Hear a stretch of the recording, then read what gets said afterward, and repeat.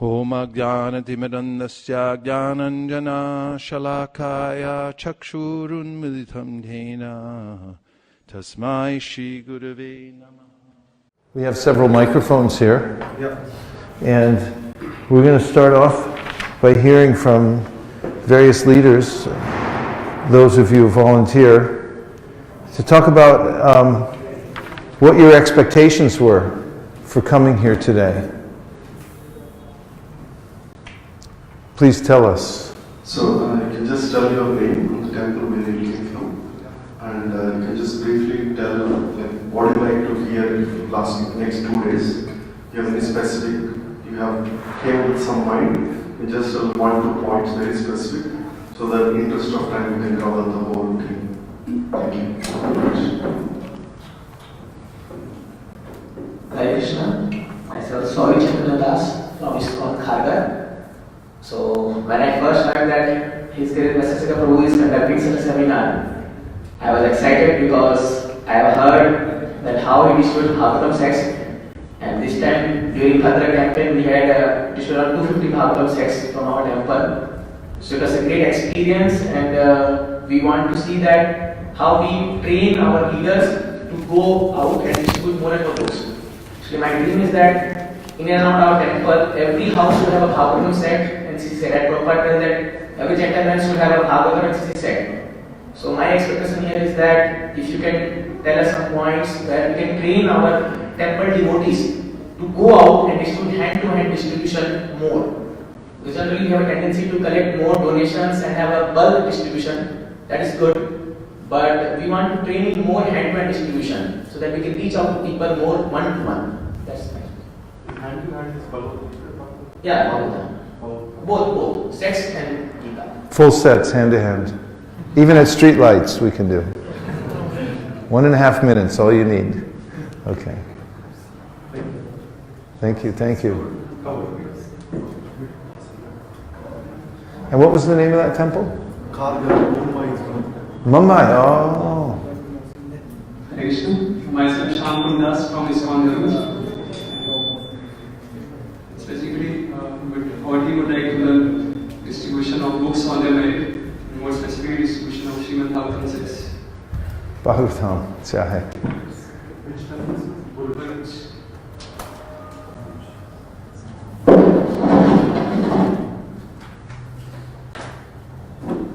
Hare Krishna. Myself Purushottam Keshava Das. We have approached to learn how we distributed books during Bhagavad campaign. With that, we also want to say how we have sustained team for monthly Sankirtan festival and also weekend warriors. So we want to see learn that how we can have such a team which grows more and more in the service. Excellent. I am from Kolkata.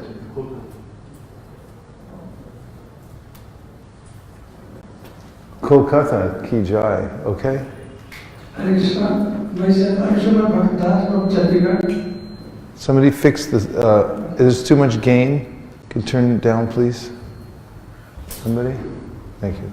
We have come to make it true the slogan that Prabhupada books are for everyone. How can we make this possible? I didn't hear. Prabhupada books are for everyone. Sustainable book distribution. Okay, good.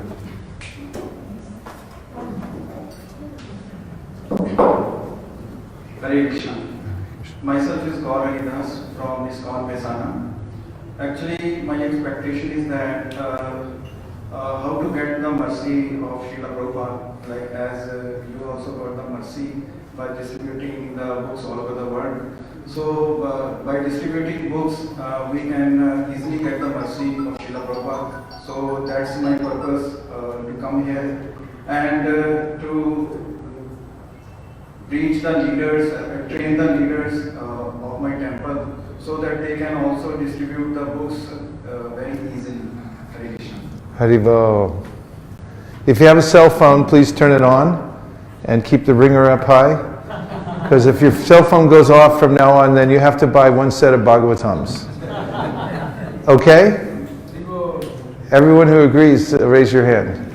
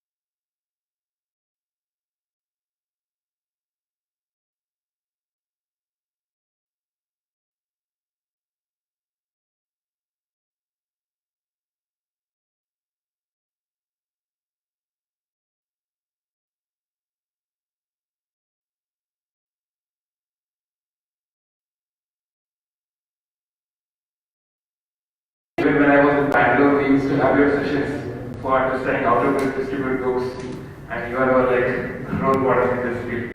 But never had the opportunity to see you face to face. So I'm pretty excited to be here. And the primary goals that we are trying to achieve here is to understand how to train the new boys or the new Sankirtan leaders, upcoming leaders, and how to get that mood of compassion to reach out to the people and leave our comfort zone to distribute more and more books. That's what we're doing. Fantastic. Welcome. Hi, Vishnu. Dasa from ISKCON Bhopal. I expect to learn some tricks or tips how to convince people in short time and how to do book distribution in villages, especially. Okay, villages.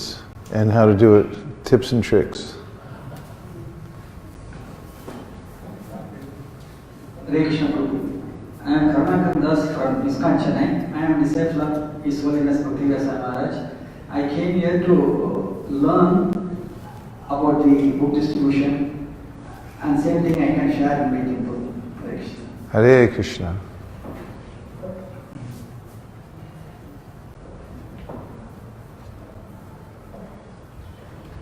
Hare Krishna Prabhu. I'm Ramamohan Das. I'm Ramamohan Das from ISKCON Bhopal. If you could share some of the anecdotes of Prabhupada time, the mood which was prevailing that time. Also, though most of us would be aware, but if you could still read well upon the importance of this particular field of activity, that is book distribution. And college, how do we approach the college students and distribute it to them, because they are running short of money, but if these book reaches specifically to them, it will be a good education for them. Thank you. Excellent. Hare Krishna. I'm Radhika Das. I'm from Devas, ISKCON Devas. I'm the only full-time devotee there right now. So I'm looking for various fields, various type of preaching, like corporate preaching, college preaching, congregation preaching, everything all in one. Like to get more inputs about that, and yeah, that's. Thank you. Thank you.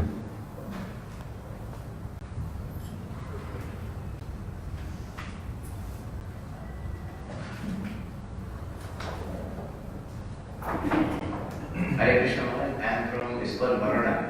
Actually, like we want to learn how to get motivated and motivate others to distribute more and more books, like take part in Nagar Sankirtan. We are having Nagar Sankirtan every day, but like we are not like very much motivated to go out and distribute books. Okay, excellent. Yeah. Hare Krishna Prabhu. Radha Jivanas here. I had attended your seminar years back in Pune, and from that day I started working on your suggestion of doing book distribution without asking for money. And I'm really pleased to share that it's working, and also it's in plus. So thank you. I started doing it. First I used to think whether this will work in India. So but I thought when I started doing that, it's really working. And second, what I will do, I came here and then to energize self, to do seva for the Kharad Mandir, and we are going to start the monthly Sankirtan festival there also.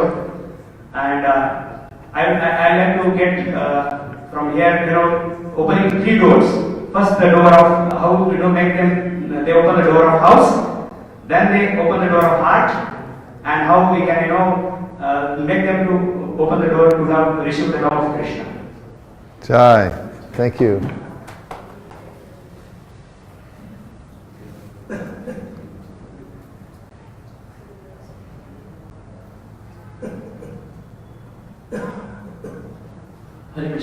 Hare Krishna Bodhi. I am from Indore.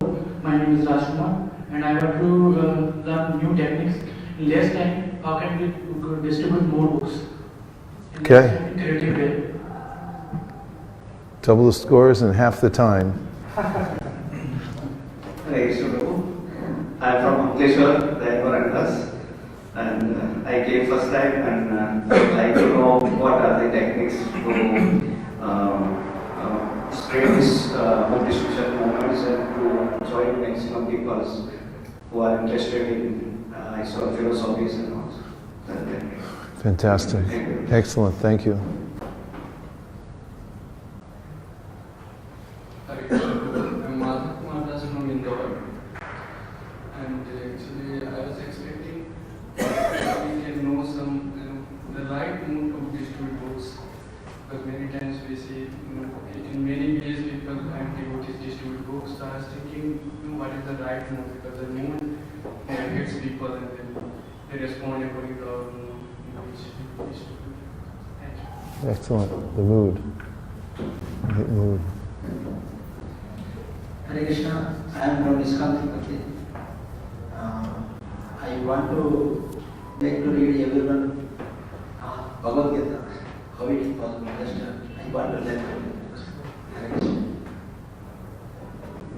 Hare Krishna. To Mataji and Prabhuji over here. So I am Krishna Kishore Bhagavatas from Tirupati. Like the others in our temple also we do one-to-hand distribution as well as bulk distribution. So especially I am expecting I want to hear and learn and get trained from you, so that I want to remain as a lifetime book distributor. So that as well as I want to give the same training to our new bhaktas, so they also become the lifetime book distributors. Jai. Thank you. Hare Krishna. Myself Satyasud Gordas. I'm here to learn how enthusiastically you can distribute Prabhupada books throughout our life. Because actually 3 or 4 years back, I just once hear your lecture, Vishwanath Guru get from somewhere your lecture, and I heard. And the first time I heard that book distribution is fun and easy, when I heard that word, I was not believing, because till then book distribution was so much stress. We were enthusiastic to distribute. Even when very first year when I joined ISKCON, or I started chanting, I get associated with devotees. In the first year, I don't know why, but there was something like after seeing Vishwanath Prabhu, that we should distribute Prabhupada books, and always it was going on my mind. But every time we do and we don't get success, and there was much stress, and we get down to not enthusiastically done. But when I first time hear your lecture, and the same year Navin Prabhu was also here, he was telling about all the points he presented the presentation. So after that, it's really made fun and easy. So when Vishwanath Prabhu told that Vaisesika Prabhu, I am trying to get in this marathon to Ahmedabad, we were so much excited. But unfortunately, he told that he is not coming. And again, then he told that no, he is coming now in February. So we were very much excited that only once hearing the lecture, it's really made our book distribution fun and easy. So we were so much excited that how we can learn more and more by you in these 4 or 5 days. So that we can serve Prabhupada in the best way this moment throughout our life. And main thing, how throughout our life, how to maintain this enthusiasm. That sometimes we get enthusiasm. In one marathon this year we get enthusiasm, in last marathon we were not in enthusiasm. So, and how to maintain for the years this enthusiasm. So for learning that, I'm here. And also I want to share one incident. Like not this December marathon, but last year in 2017 December marathon, like we were distributing books on the signals and distributing whole month. Like we were used to carry 4 or 5 hours books, and suddenly I had a very bad back pain. Like it was a serious back pain. Even I cannot stand. And there was in last 4 or 5 days I came to hear from Guru Maharaj, His Holiness Gopalakrishna Maharaj, that some doctor came from Russia, and he is treating this back pain. So Geopatra. He is a geopatra. So Vishnu Prabhu immediately sent me to Delhi. That doctor has came in. Actually, we were planning to go to Russia for that, but he came in India for Maharaj, and we asked Maharaj invited that you come to Delhi and you take treatment here. And it was like 22nd or 23rd December, and there was 7-8 days left to marathon, and we were thinking that now to go Delhi and how, and we will miss these 7 days because on 31st we make a huge distribution and make a party and on signals while distributing food. So I was just missing that all, and then I decided suddenly I was associating with Maharaj and sitting outside his room. So I just took your book. I was hearing, I heard very much about your book, Our Family Business. So I thought, tell Dasa the book that please give me a book. I want to utilize this time to read this book, and I thought, should I complete this in 4-5 days, all the book? And I was reading that book daily, like 2, 3, 4 hours, and I was thinking that, but my target is not clear how to do it. And suddenly, one of my cousins who bring me in ISKCON to Vaisesika, he came to meet me at the temple, and we were talking. We took dinner together, and after some time, he told me that should I offer 5,000 Gita to Maharaj? And I called Vishnu Prabhu that we made 5,000 more Gita here. Maharaj divided that Gita to 2,500 to Delhi and 2,500 to Ahmedabad. Hare Krishna.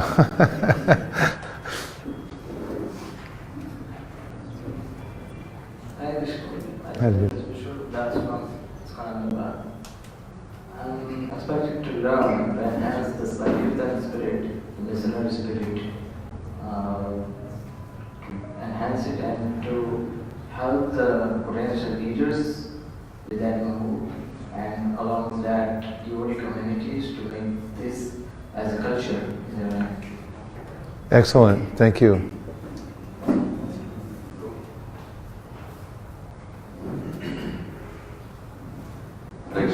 Hare Krishna. My name is Leela Parandas from ISKCON Tirupati. So first of all, I would like to offer represents to all the Vaishnavas here. Mainly I came here to take association.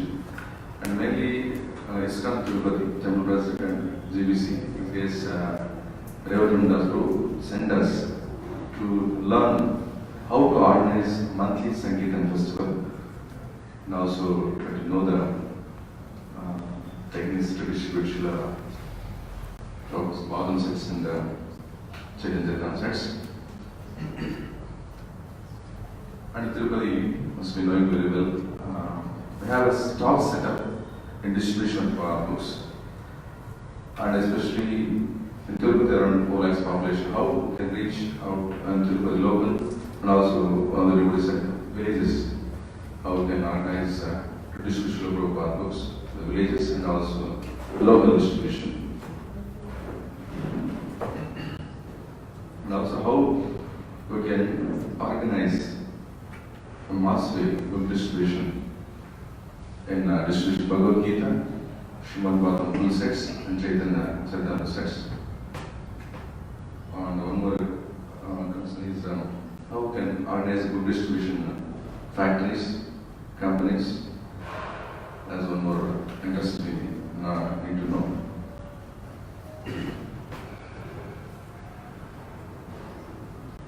Must be focused maybe CSR is, I don't know, the real welfare activity. Through CSR, maybe we can distribute in a mass way, book distribution. Maybe let us discuss about that also. Thank you, Mr. Hare Krishna.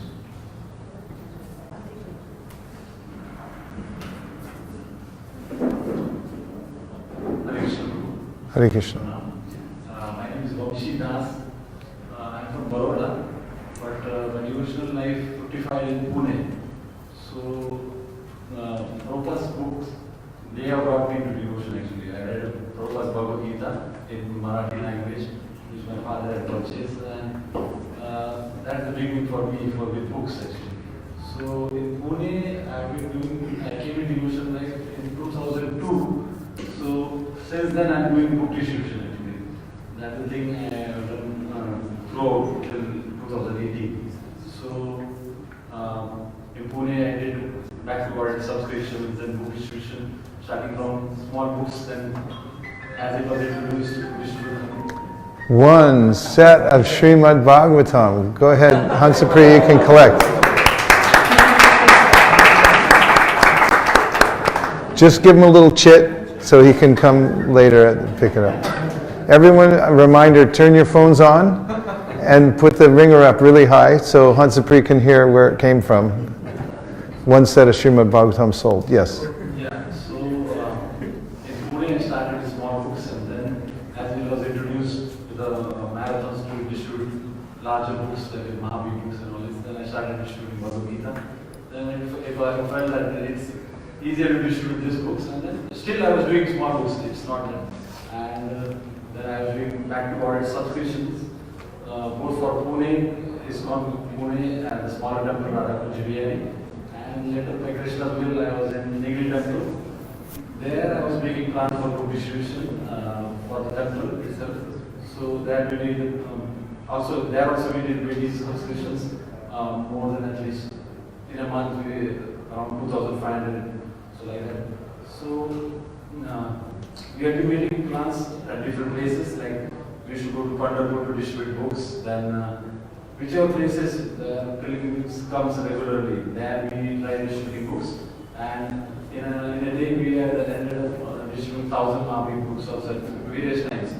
So I tried distribution at various places, even in marriages where I distributed books, at petrol pumps, and I found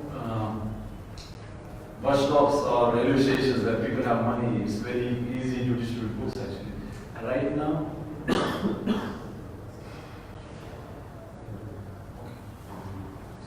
okay, at present I'm doing book distribution in Baroda on a daily basis arranging people. So that's for me. Thank you, Alex. Hare Krishna. Hare Krishna. Myself, Ram Gopal Das from ISKCON Baroda. I'm come here for just I want to know how to distribute books nicely. Regularly we are distributing books on Sunday. But result is not good. So that's why how to distribute Srimad Bhagavatam nicely. Excellent. Thank you. We have a special session where you can share your realizations.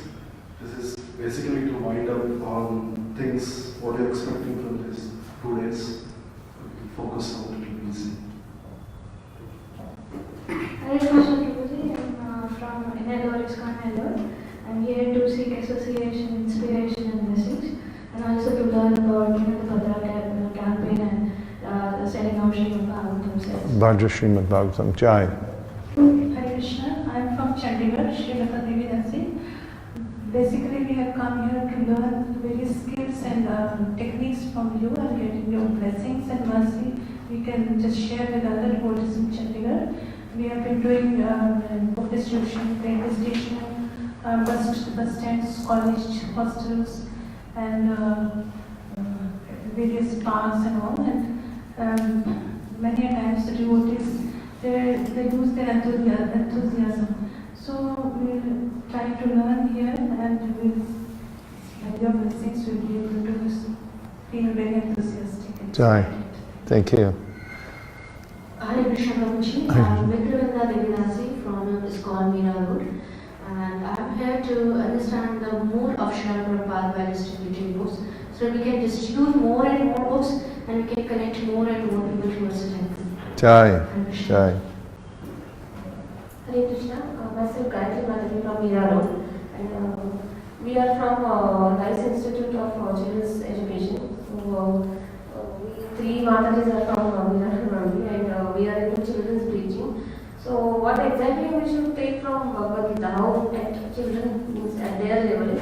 So because the Bhagavad Gita is for them is quite high it is. So how to go with children to make them study Bhagavad Gita. Okay. And also my son, he is 9 years, so he also distributes books. So I heard that you motivate children also to distribute books. So that. Excellent. Thank you. Hare Krishna Prabhu. Myself is Shalakshi. I am also representing ISKCON Miraru Temple. Actually, I have no qualification to distribute these books. It's only because of the mercy of Guru and Gaurang and of Srila Prabhupada that I am able to distribute these books. I am here to, we do more of distribution of books, on the roads. So I would like to know, the experiences, techniques that all the Prabhujis, Matajis have assembled here, so that we also increase the number of books. And we are into children preaching, so some tips on, how to, so that we could distribute more books, even connect to the children as well. That is also an area that we are looking for. Hare Krishna. Excellent. Thank you so much. Anyone else? Did we skip anybody? It was a nice variety, a nice spectrum of expectations for today. And if we can't cover all of them, then we'll extend the seminar for a week, and you can all stay here, call back to your temple and say that you can't come home yet. ¿Cuál es esto? Yeah? It's messed up. Fonts. We'll put the old one on then. Somehow setting up the downloading. Can we do this? What would you like to do then? The SOS. Okay. Put whatever you have. We don't have time to waste. Go back to the old one with the yellow background. Yeah, please. Put the SOS. So, I'm going to, in hearing what your expectations are, have a strong feeling that 90% of your expectations will be covered within the course of the presentation that I'm going to make in a general way. And we can get into more specific things, so feel free to ask questions.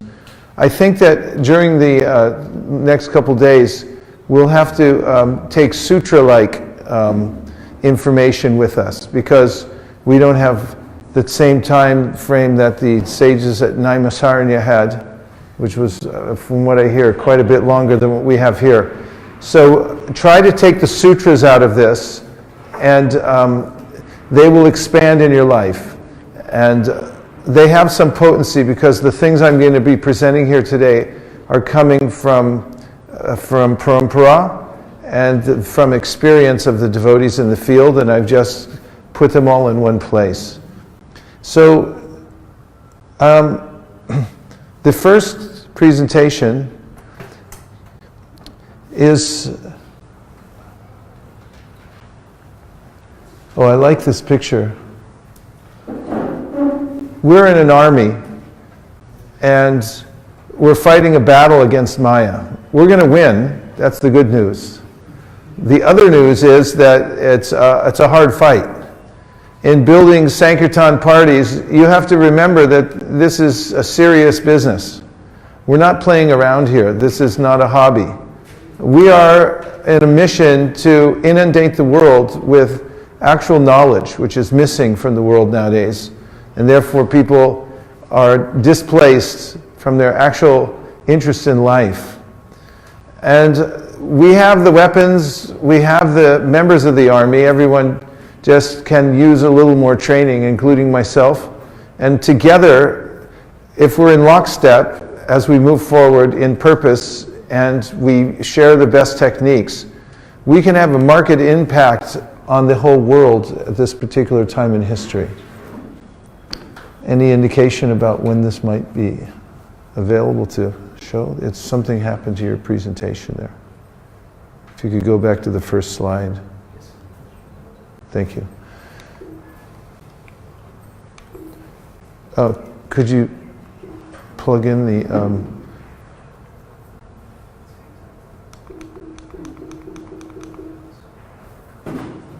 Hare Krishna, Krishna Krishna, Hare Hare, Hare Rama, Hare Rama. Thank you. So today I'm first going to talk about our legacy, and then I'm going to give you 4 laws of book distribution that even if you live on a desert island and you don't have any more association after this, if you follow these 4 laws of book distribution, you'll start a book distribution empire that will spread all over the world and bring Krishna consciousness to every man, woman, and child, what to speak of the animals. And then I'm going to talk about the monthly Sankirtan Festival, which is a brand of book distribution whose time has come. It's meant to bring everybody into the fold of book distribution so that everyone can have the opportunity, as one of the devotees here said, or a couple, to appreciate the mood of Srila Prabhupada and also feel that mercy coming from Srila Prabhupada and the disciplic succession from engaging in this activity. Actually, we're the beneficiaries of the sampradaya, and the sampradaya actually means a bequeathment. Bequeathment means something very valuable that's passed on to a person from a higher to a lower. And as explained in the Srimad Bhagavatam, when Shukadeva Goswami left home after having imbibed the Srimad Bhagavatam, his only purpose in moving his feet from one place to the next, one after another, was to give mercy to others.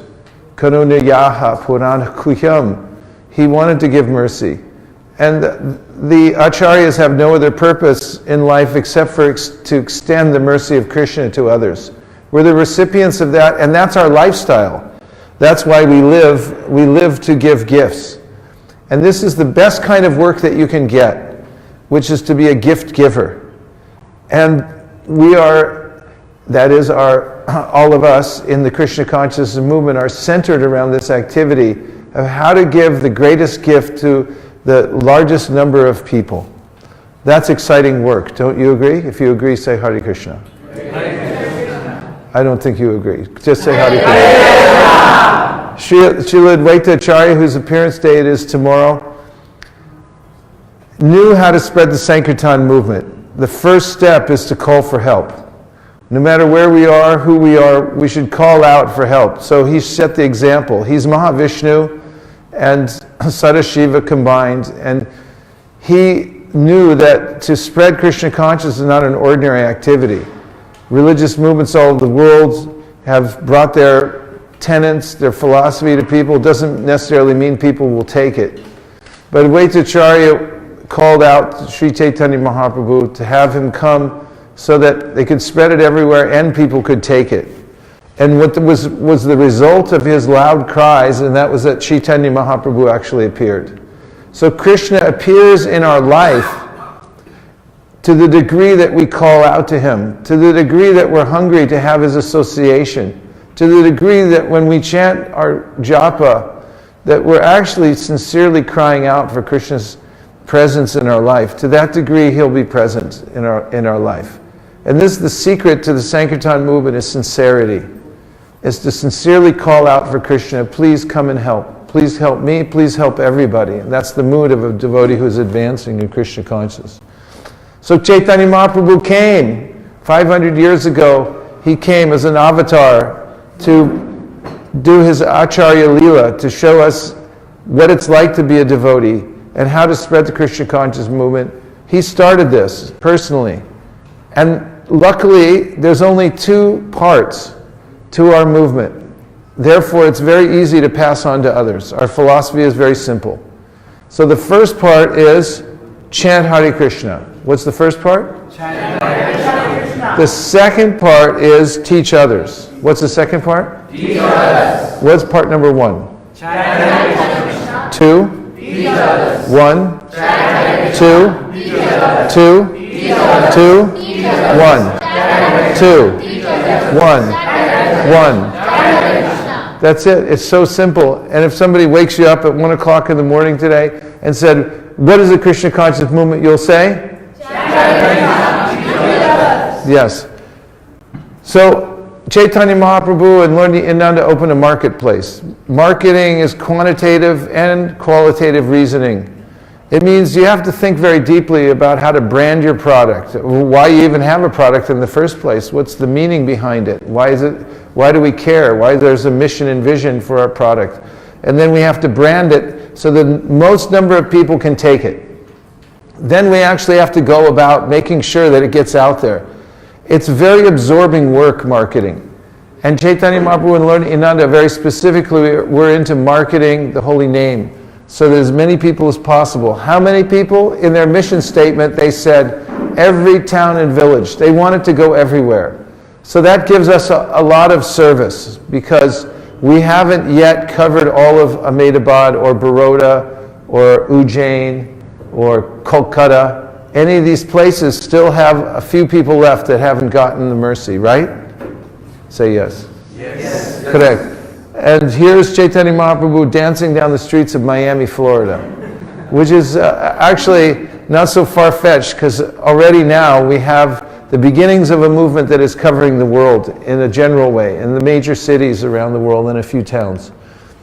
Lord Chaitanya's movement became hidden because that's the nature of this world. It's always enervating. Whatever possessions we have will gradually be taken. Whatever knowledge we have will become distorted.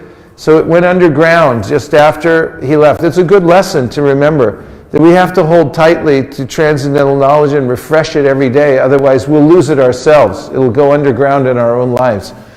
But luckily, the Lord and His devotees are always vigilant to bring this back into human society, because it's their main concern. Bhaktivinoda Thakur, who started in 1891 to revive the marketplace of the holy name of the Lord, and he declared the market then open again at Surabhi-Kund. And he, just like Advaita Acharya, who prayed for help in his own family, please send somebody who can actually help to spread this far and wide, a great Acharya who would appear. And he also predicted that another Acharya would appear to help spread it all over the world. How could it be otherwise if Chaitanya Mahaprabhu had predicted that this would happen? Meanwhile, the holy name's always going on. So there's some pure Vaishnavas always in the planet. But the widespreading of the holy name coming from that pure chanting would be manifest through the likes of Srila Bhaktisiddhanta Saraswati Thakur, who made the marketplace swell all over India, and then he sent delegations to Burma and to Britain. And he had indicated many times that he wanted it to go across the ocean and spread throughout the world. But how would that happen? Well, marvelous things happen by the Lord's arrangement, and we know that his disciple Abhay Charanaravinda then was asking for guidance. What can I do to serve? Srila Bhaktisiddhanta Saraswati Thakur told him, if you ever get money, print books. And Srila Prabhupada said, I took it up from his mouth that he was very fond of books. Going to the mood of Srila Prabhupada, I joined the movement in 1973. And from the moment I stepped in the door of the temple in San Francisco, California, I was the recipient of the mood of Srila Prabhupada that was pervasive at that time. And that was that he liked book distribution. That's why I was asked to go on book distribution. I washed pots for 2 months, very happily. It was the best service I ever had, I must admit. And after that, they said, would you like to try book distribution? I said, why would I do that? And they said, because it's Prabhupada's favorite service. So I said, then I'd like to try it. And after the first day, then I decided I would sign on, and nobody ever told me to stop. So Prabhupada's mood was very prevalent at that time. He would actually go to the places that were distributing the most books. There were a lot of places for him to go, and he couldn't go to all of them. So he'd always ask, who's doing the biggest? And then he would go there to indicate his favor for book distribution. What to speak of the letters he wrote, the lectures he gave, the personal instructions he gave many devotees. Please rest assured that this was Prabhupada's heartfelt desire, and he liked book distribution. Even when some people complained that it wasn't being done properly, Prabhupada never shut it down. And he always encouraged the devotees. He told us to do better, but he also told the people who were complaining, you do better, and then show the example. There's much more to say about the mood, but I just wanted to assure you that his mood was very clear, and he made it known to everybody that book distribution, ever expanding book distribution, was extremely important to him. And as you all know, Prabhupada thought really big. And we can follow in his footsteps and take up the same mood, which will pervade our life, to see how much we can expand book distribution. It's an all-encompassing service. Look at this picture of Prabhupada holding that Bhagavatam as he's coming into America. I imagine him at the very tip of the Jaladuta, holding it up as he's coming into the harbor. that this is how he will conquer or re-spiritualize the world through the Srimad Bhagavatam. And he wrote as much when he was on the Jalatuta in his poems, how the Srimad Bhagavatam, when heard by the people in general, would change their hearts, and one by one, this chain reaction would then come to change the whole world. Here's Prabhupada's first pamphlet that he made for the Srimad Bhagavatam when he didn't have any money, any followers, or any connections. Are you ready? It says 60 volumes of elaborate English version. He only had 3 volumes of the first canto at that time, but he was thinking 60. He then said all over the world for scientific knowledge of God. He didn't have connections. He didn't have money. He just had this vision and an implicit faith that Chaitanya Mahaprabhu would back him up. How's everybody so far? Okay? Keep going? Same pace? Pace is okay for you? Okay. Prabhupada said the plan that we will inject Krishna consciousness into the society, inject it into society through the book distribution movement.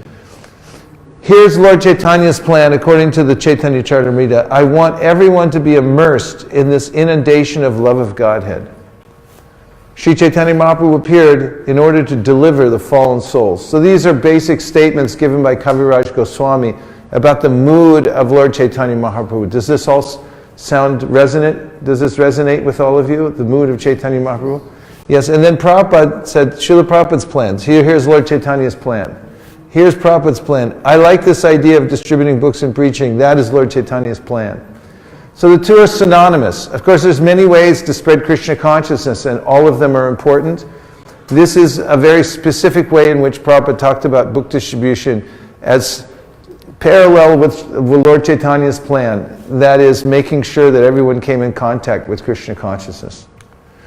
Prabhupada said, regarding Sankirtan book distribution is also chanting. It is spoken kirtan. Spoken kirtan. Everyone say that. Spoken kirtan. Now turn to somebody next to you and say, spoken kirtan.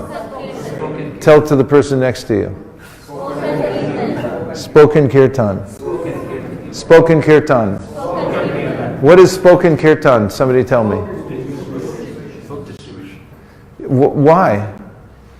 What's a spoken kirtan mean? Somebody take the mic, tell me what it means. Yes, Prabhu?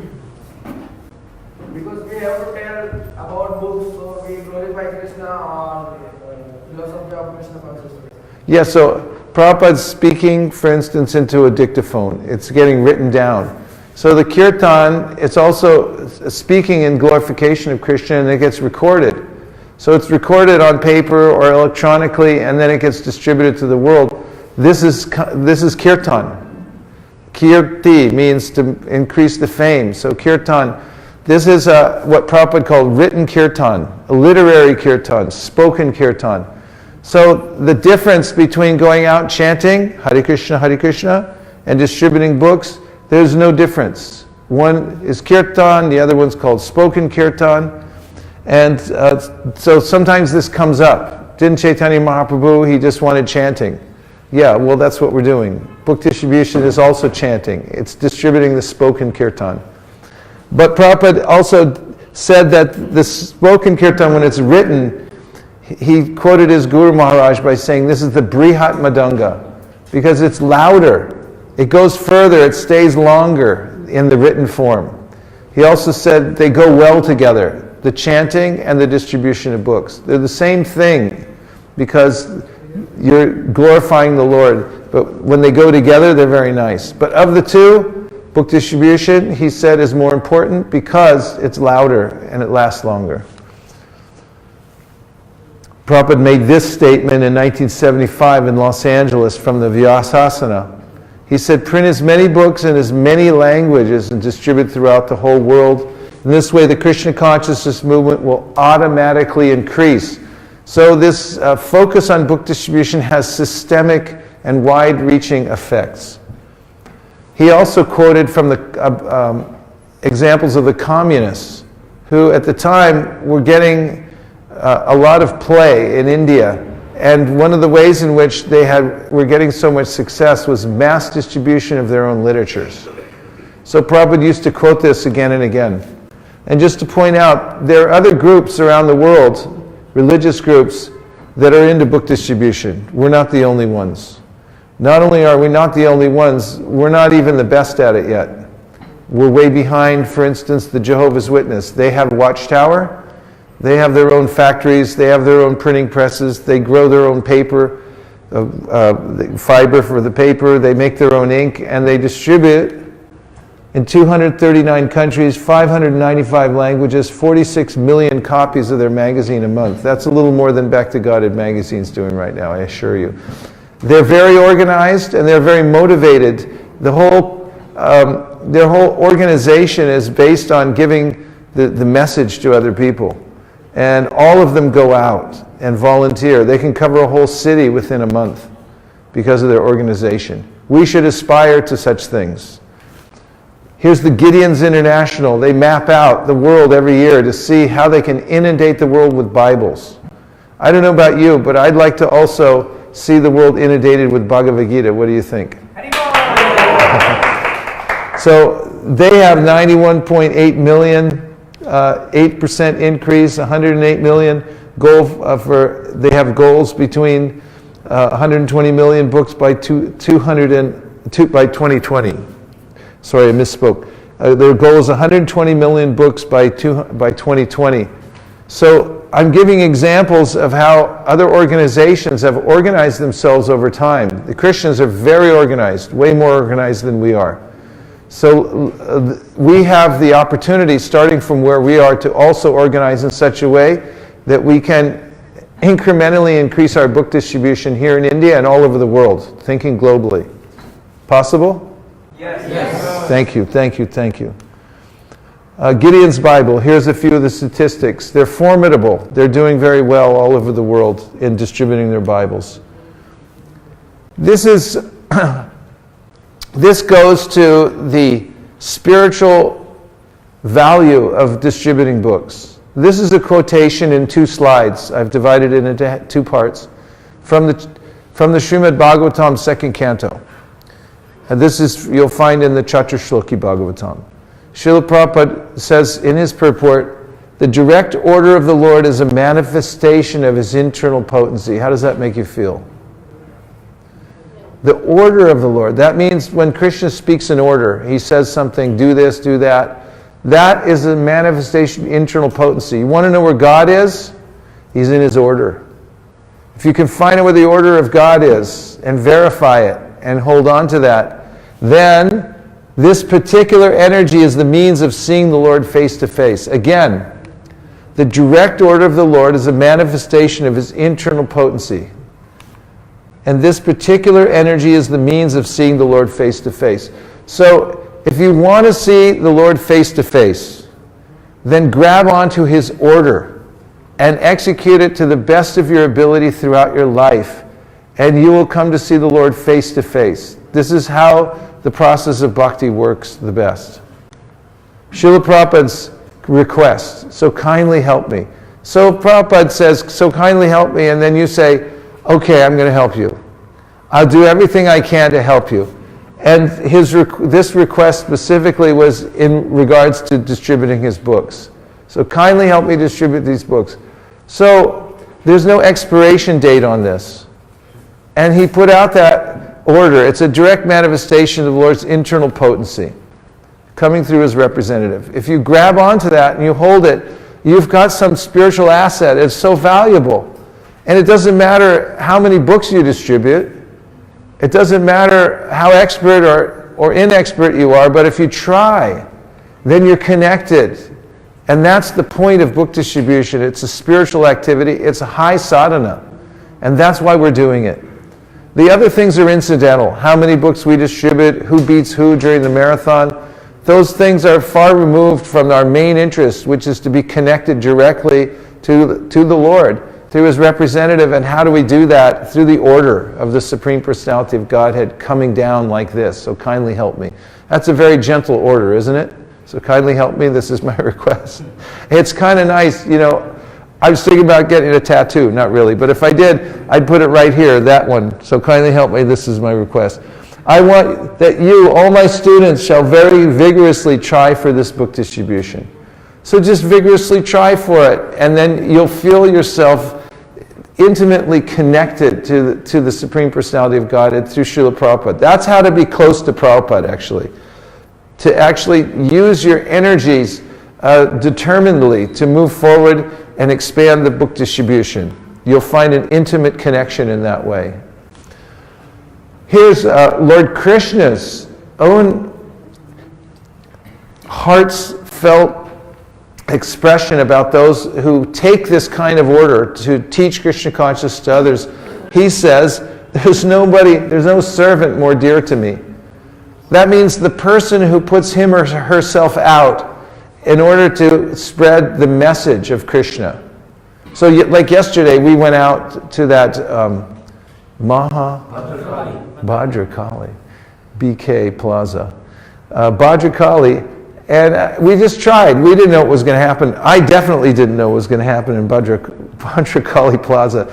They just let me out and said, Vaish, go do something, So, we just walked around and met people and showed them the books. And the reason we did it is because Krishna said, go do this. Go make it available to people. And then the magic happens from there. You live in the internal potency when you go out to follow the directive of Krishna and his devotees. Chaitanya Mahaprabhu himself gave this order. This is an open instruction for everybody. Become a spiritual master. Try to liberate everybody. So these are all in parallel with book distribution. Now here's one of the great benefits of book distribution. Prabhupada said, when you try to do this, you'll get superior strength and knowledge in Krishna consciousness. And some devotees asked, how do you do this throughout your lifetime? There's two parts, really. One is that you have to read Prabhupada's books and practice sadhana very strictly, seriously and sincerely. And the other part is, when you go out for book distribution and just try, you'll get superior strength and knowledge in Krishna consciousness. You'll be informed inwardly and outwardly of things that help to fortify you in your Krishna consciousness and keep you strong throughout your life. And I've seen it many times. The devotees who have dedicated lives to book distribution, they have uncommon knowledge and detachment from the world because of doing that service. Therefore, my conclusion is book distribution is a rapid way to make advancement in Krishna consciousness. What is book distribution? That's the main reason we're doing this. It's high sadhana. What is book distribution? High sadhana. Yeah, it's a high sadhana. It's actually fulfilling the Lord's desire, the reason He made the creation. It's His innermost desire to see that living entities get a chance to go back to Godhead. And the best chance is getting a hold of transcendental knowledge. So now, before I go to the next part, 4 laws of book distribution, I'll take exactly 5 reflections. And that means 3 from this side of the room, 2 from this side of the room, because there's a disproportionate number of devotees. So give me 3 of your choicest reflections from here, and 2 of your choicest reflection from that side. Go. Okay, 1, 2. One more over here. 1, 2. Who's the third one? 3. Okay, we got 3. We are the greatest gift givers of this world. Uh-huh. He is the gift of books to Srila Prabhupada books to the world. Yeah. And first we have to call for help, like Ajay Acharya did. Then only we can move on. We have to call for the mercy of Krishna to go on. Yes. Well done. What do you think? Give him a hand. Okay, number 2. Number 2 reflection. Get the microphone to the next person in 3 seconds or left, or your money back from this seminar. Okay. Basic steps, chant Hare Krishna and teach others. 2 parts, that's it, right? Yes, it's simple so you can pass it on to everybody else. Chant Hare Krishna, teach others. Yes. You get superior knowledge, and if we get that, we'll be able to give to others also. Yes, you get superior strength and knowledge just by trying to do it. Like yesterday, we went out and we didn't know what we were going to do, but we tried anyway. And when we did, we got superior strength and knowledge. We're better today than we were yesterday by going out. I woke up this morning and feeling really happy. And I thought, why am I so happy when I woke up? That's not not usual for me. I wake up in anxiety because I'm a temple president and a GBC representative and all kinds of things are on my head. But I woke up feeling like I'm happy. And then I remembered, I'm happy because we did the yajna yesterday. And if you do the yajna, then you'll become happy. Okay, 2 from this side. Who's the 2? Quick, 1, 2. Uh-oh, we got 3. Okay, 1, 2, 3. Go ahead. Book distribution is also written. Written kirtan, spoken kirtan. Is that what you're saying? Spoken kirtan. That's right. Book distribution is spoken kirtan. Now you know that. So it demystifies the whole process of what's the difference between book distribution and doing Harinam. Okay? Lord said there is no servant dear to me than. Hey, you know, if Krishna says that's what makes you most dear, like even if you don't like it, you just go out and do it anyway. Because why are you doing this? Hey, Krishna likes it. I'm trying to get his attention over here. Okay, yes. Number 3 on this side. Actually, people are enjoying their suffering, so we are just spreading the compassionate feeling of Srila Prabhupada, and this book distribution really helps them to take a taste of real enjoyment of Krishna Prem. So book distribution spreads all this Krishna Prem and the real enjoyment. That was very nice. You could just imagine that Krishna Prema just showering down like cream coming from the sky and inundating the world. That's it, 3 and 3. Well done.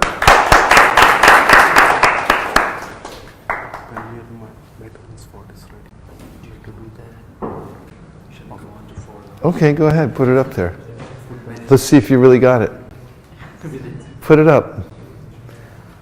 We interrupt this program for a special presentation that was not available in previous ages. It's just come to us through a wire flash. I still don't believe we're going to see it though. Hare Krishna, Krishna Krishna.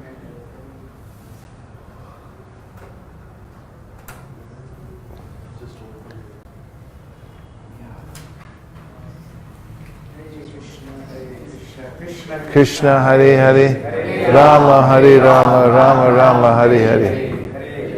Hare Krishna, Krishna Krishna Hare Hare, Rama Hare Rama, Rama. So this is a special presentation coming to you now. It's never been seen before. It came from Satya Yuga.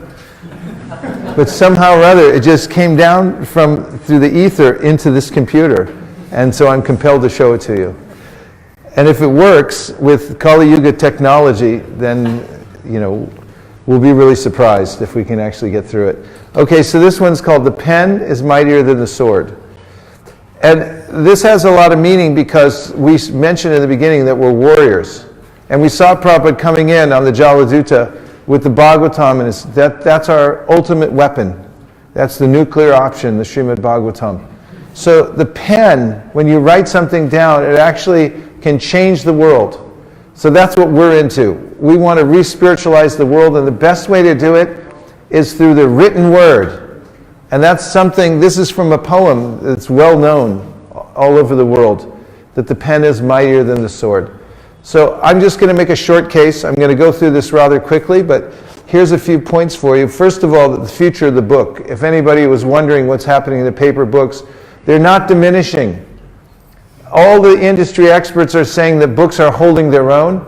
We like electronic media too. We like them both. And we're going to distribute in both. But just so you know, books are not diminishing. Humans like books. And they like to carry them around. They like to keep them in their houses. They like to read them and so forth. So don't worry that books are going to disappear. And if anybody told you that books are going away because of electronic media, they're just speculating. They actually don't know what they're talking about. No offense to the people, but it's what I'm telling you is the truth. There are many, many studies that we've gone through, and these books are dearly beloved by people in human society. Now, what are books? Can I have a book? Books are containers. What are books? Containers. Yes. And these containers hold within them idea seeds. So when a book like this, I'm holding in my hand, what is this book? Srimad Bhagavatam. It has spiritual seeds. You can just put it like this, seeds that came from the spiritual world. They're in this book, right? and this is a container. Now, why does it have such an effect on humans? What is a human anyway? What makes the human robot? It's just like a robot, the human frame, but what makes it go? What's inside? Soul, what's the soul called? Jiva. And what category of energy is the Jiva said to be in, according to the Vishnu Purana? Tatastha Shakti. What does Tatastha Shakti mean? Okay, let me make a proposal to you. What marginal actually means is open to suggestion. Okay, I'll say it again. Tatastha means open to suggestion. Means that little jiva is open to whatever the environment puts into his or her ears, and then will go in that direction. That's what open to suggestion means. So that's why when these seeds go out into human society, they end up in the ears and eyes of the Tatastha, who's open to suggestion. What is the jiva? Open to suggestion. Yeah, one day he's thinking one way, and then somebody comes and tells him something, and he changes his mind. Why? Because he's open to suggestion. So, therefore, books transform the world. And all over the world there have been major movements, like political, economic reform ideologies have taken root in society because of the writings that have gone out into the world. There was a great revolution. I don't mean great in the sense that it was good, but there was a revolution in Cuba that happened because of this book called History Will Absolve Me. And the American Revolution took place because of this book called Common Sense. Literally, historians all agree that the revolution in America from the colonies that broke off from the British Crown, and today we have America, started because of a booklet. What to speak of the Holy Bible? And the Bible, of course, scriptures themselves started, they were written by hand, correct? Like the scrolls that we got from Rupa Goswami, Sanatana Goswami, they painstakingly wrote those by hand. It's a leaf, and there's a stylus, that's a metal stylus, in which they would press down, and that would then be put in the sun, and then you get these impressions on it. That's a lot of work to make one book, don't you think? Say yes. Yes. So then people came up with, this is a printing press, modern printing press. The first person who invented a printing press was a Christian. He wanted to make sure Bibles went out. It's called Gutenberg. His name was Gutenberg, and his Bible is called the Gutenberg Bible. There's some of them on display now. They're worth millions of dollars. He was printing 14 at a time, which is a huge thing after people had to individually write each book. So, our sampradaya means to give. Chaitanya Mahaprabhu gave Brahma Samhita. He passed it on. He had it copied by hand. Also, Shri Krishna Karnamrita. And I want you to look at this picture. This is Lord Brahma, correct? Yes. This is Lord Krishna, correct? Yes. You got to work with me on this. Yes. This is Lord Brahma, right? Yes. That's Lord Krishna, right? Yes. Okay. What's funny about that picture of Lord Brahma? What's out of place? What's something? Say what the something is. He's holding a book in his hands. What's so funny about that? It's the beginning of creation. There were no printing presses at that time. Nobody's printing books at the beginning of creation. However, Rabindra Sarup Prabhu recently told me that our sampradaya is known as the sampradaya of the book. So commonly you'll see pictures of Lord Brahma with a book in his hand to represent what we do as our family business. Now I need your help a little more here. Who is that? I need your emphatic help. What is he writing right there in his lap? Okay, it's two words. You say a book. Go ahead. No. Just follow what I say. I just need you to emphatically answer me a book. Say a book. But that's not very emphatic. That's just kind of normal. What's he writing? You are correct. Here's the next one. Who's this? What is he holding in his hand? You're getting the idea. Let's try it again though. What is he holding in his hand? You are correct again. Who is this? Yes, what is he kneeling down and writing? You are correct again. Who is this? What is he sitting under a tree writing? You are correct again. Who are these? What are they famous for writing? You are correct again. Who is this? And we just noticed this just now. What's he posing with? Amazing. Let's see, what's the next one? Oh, it's Srila Bhaktisiddhanta Saraswati Thakur. What's he posing with? Correct. And who is that?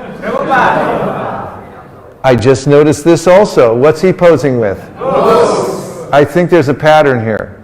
Do you see the pattern? Yes. This pattern is very consistent. All our acharyas, we're the sampradaya of the book. From Brahma down to the present age, the preoccupation has been to disseminate knowledge. This is what we're passing down, books.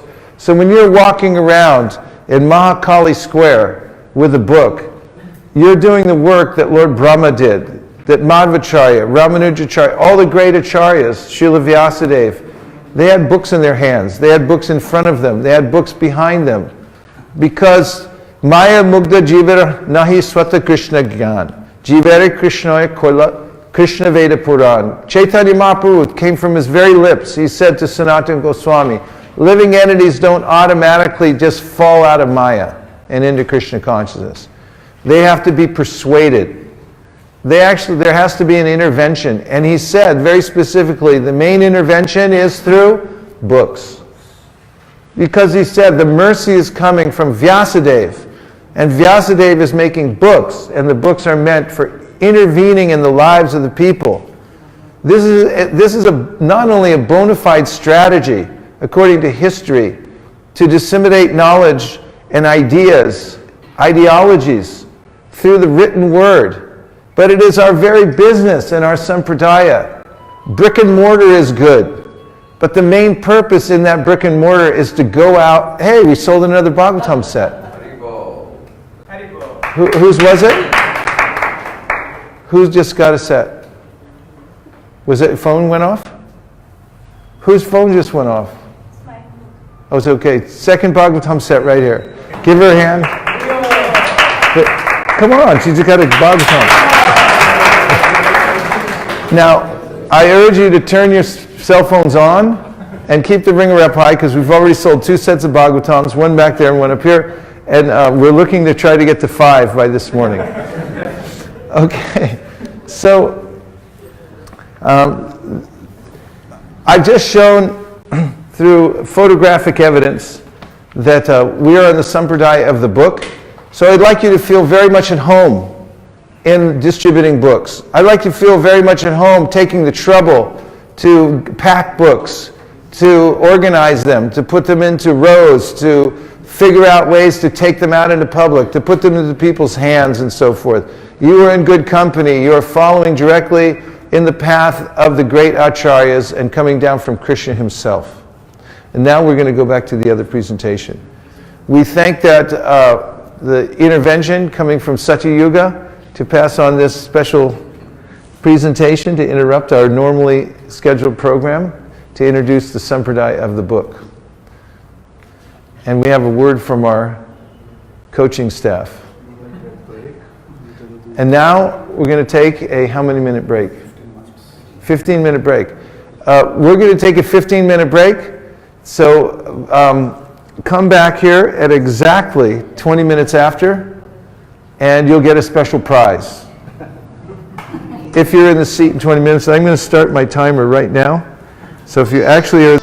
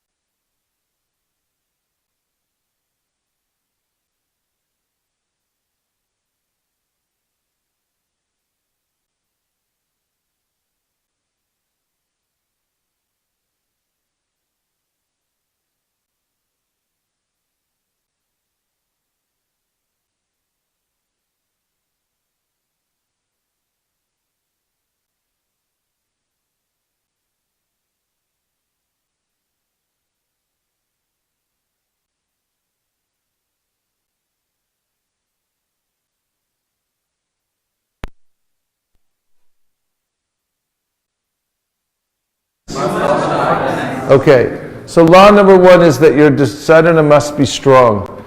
Sadhana, when strong, has the characteristics of being strict, serious, and sincere.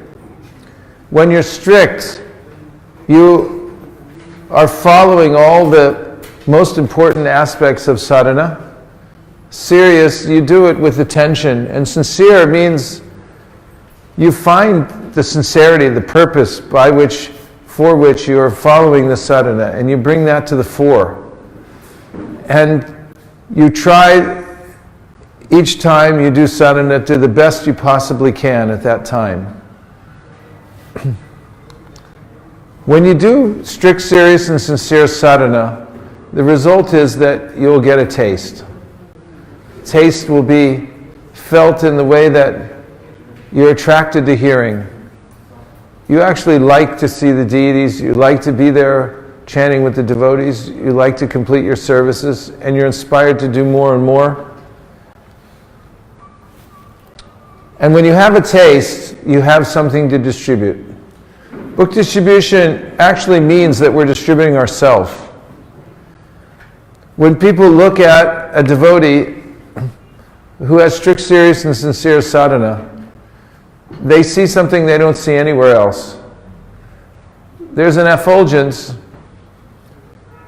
There's a sincerity of purpose in that person's countenance that you don't see elsewhere.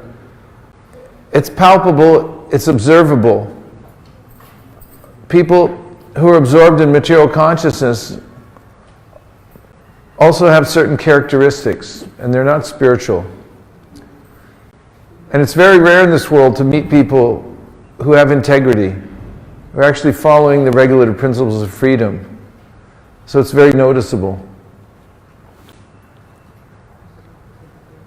When you have that taste, you'll also be inspired to give it to others. In fact, if you get even one molecule of taste from chanting really good japa, one molecule of taste is enough to flood all of Gujrat with Krishna prema.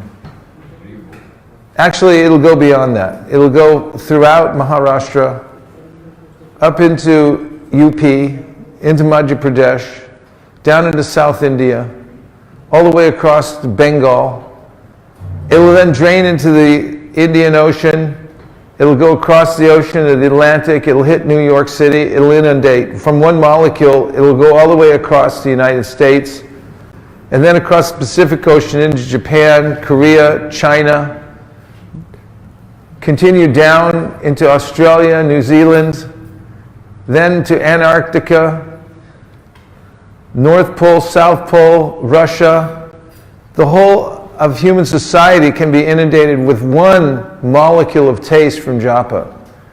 Without that, says the Chaitanya Charitamrita, there's no real possibility of spreading Krishna consciousness unless one has Krishna Shakti, otherwise vina nahi. Without that, you're not going to be able to spread Krishna consciousness. So this is a prerequisite for book distribution. You have to have a taste. So you really have to put yourself into your sadhana, make it your life and soul, to read Prabhupada's books very carefully, to chant with great sincerity of purpose. Then you have overflow. And that's what we're distributing, the overflow of what we ourselves are getting. Otherwise, why would we sell Bhagavad Gita if we didn't like it? You'd think of something else to sell, and people do. I was looking around here. There's a lot of people selling stuff here in this town of Ahmedabad. Besides Krishna consciousness, they got restaurants, they got all kinds of clothes you can buy. They got soap on a rope, electronics, all kinds of stuff that people make up. Say, here, why don't you buy this? I mean, we buy stuff ourselves, but it's just so we can maintain ourselves. We don't really care about it that much. We don't have a passion for selling soap on a rope. But we do have a passion for selling Bhagavad Gita. And that comes from experiencing a personal communion with Krishna through the Bhagavad Gita. That's why we like it. A few devotees in here said, I came to Krishna consciousness because of Prabhupada's books, and that's why I'm here. Because they have firm faith. The devotees that read the book, they felt Krishna directly speaking to them in their words. When Krishna says Mam in the Bhagavad Gita, they say, Krishna directly said something to me. And it's true. But we can forget that also. We've seen, and we see throughout the Bhagavatam, there are instances of people who were spiritually minded, they were practicing, and then they fell away. And I've seen throughout my sojourn in the Krishna consciousness movement, people come to Krishna consciousness and be perfectly enthusiastic and then go off and instead sell soap on a rope. And that's because they lose their taste. So you have to get a taste and keep it. And that's the most important asset that you have.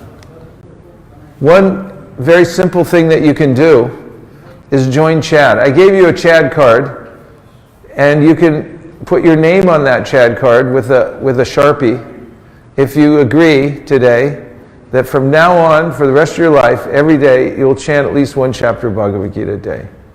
That means at least the Sanskrit, like Urdhva Mula Madashakam Ashvatam Praharavyayam Chandamsi Yasya Pardani Yastam Veda Savedavit Adashorbam Prashritas Tasya Shaka, and you go all the way through.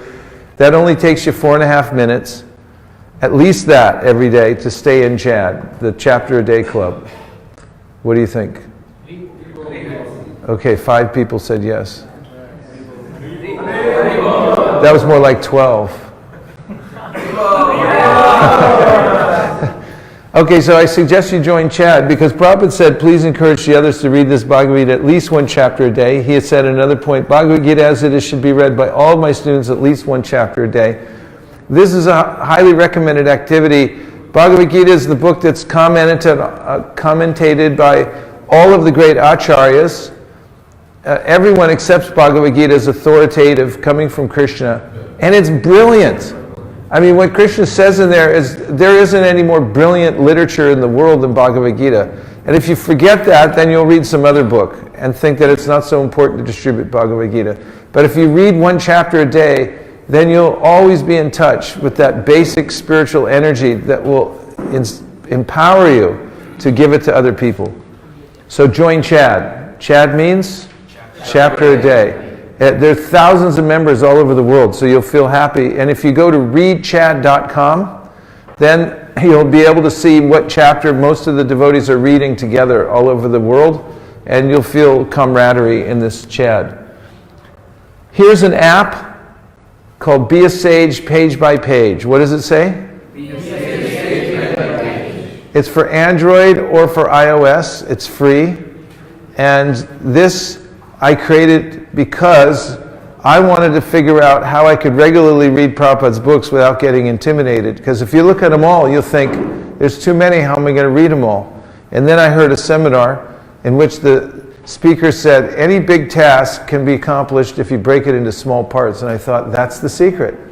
So I counted all the pages to the Bhagavatam, Chaitanya Charitamrita, and every other book. And then I made a little calculation about how long it would take to finish each one of those books within a given amount of time if I read a certain number of pages. And then I made a little chart. And then later we made the chart into an app. And when you know how many pages you have to read every day to finish within a given amount of time, it's very inspirational. So I finish my pages every day, and I know when I'm going to finish the Bhagavatam. Because I'm on the course with Be a Sage Page by Page, and therefore, by reading 41 pages of Bhagavatam a day, I know that I'm going to finish in 1 year, all 12 cantos. You could finish it in 5 years by reading 8 pages a day, and you can do it with any of Prabhupada's books. You just do on the picker wheel here, and then figure out which period of time you want to finish them. My proposition to all of you leaders is that you should know when you're going to finish each one of these books. You should have it written down. For instance, if I wake you up at 1 o'clock in the morning, shake you awake and say, when are you going to finish the Bhagavatam? You'll roll over on one arm and you'll say, I'm going to finish on 2020, July 1st. And you'll know for sure because you're on track to finish it. If you practice your reading sadhana like that, you'll be so enlivened that people will notice it in your eyes. Because reading the Bhagavatam and staying in touch with Prabhupada's books is the main impetus for distributing them. You can scan this. It'll take you right to distributebooks.com, I think. Okay, so what's the first law of book distribution?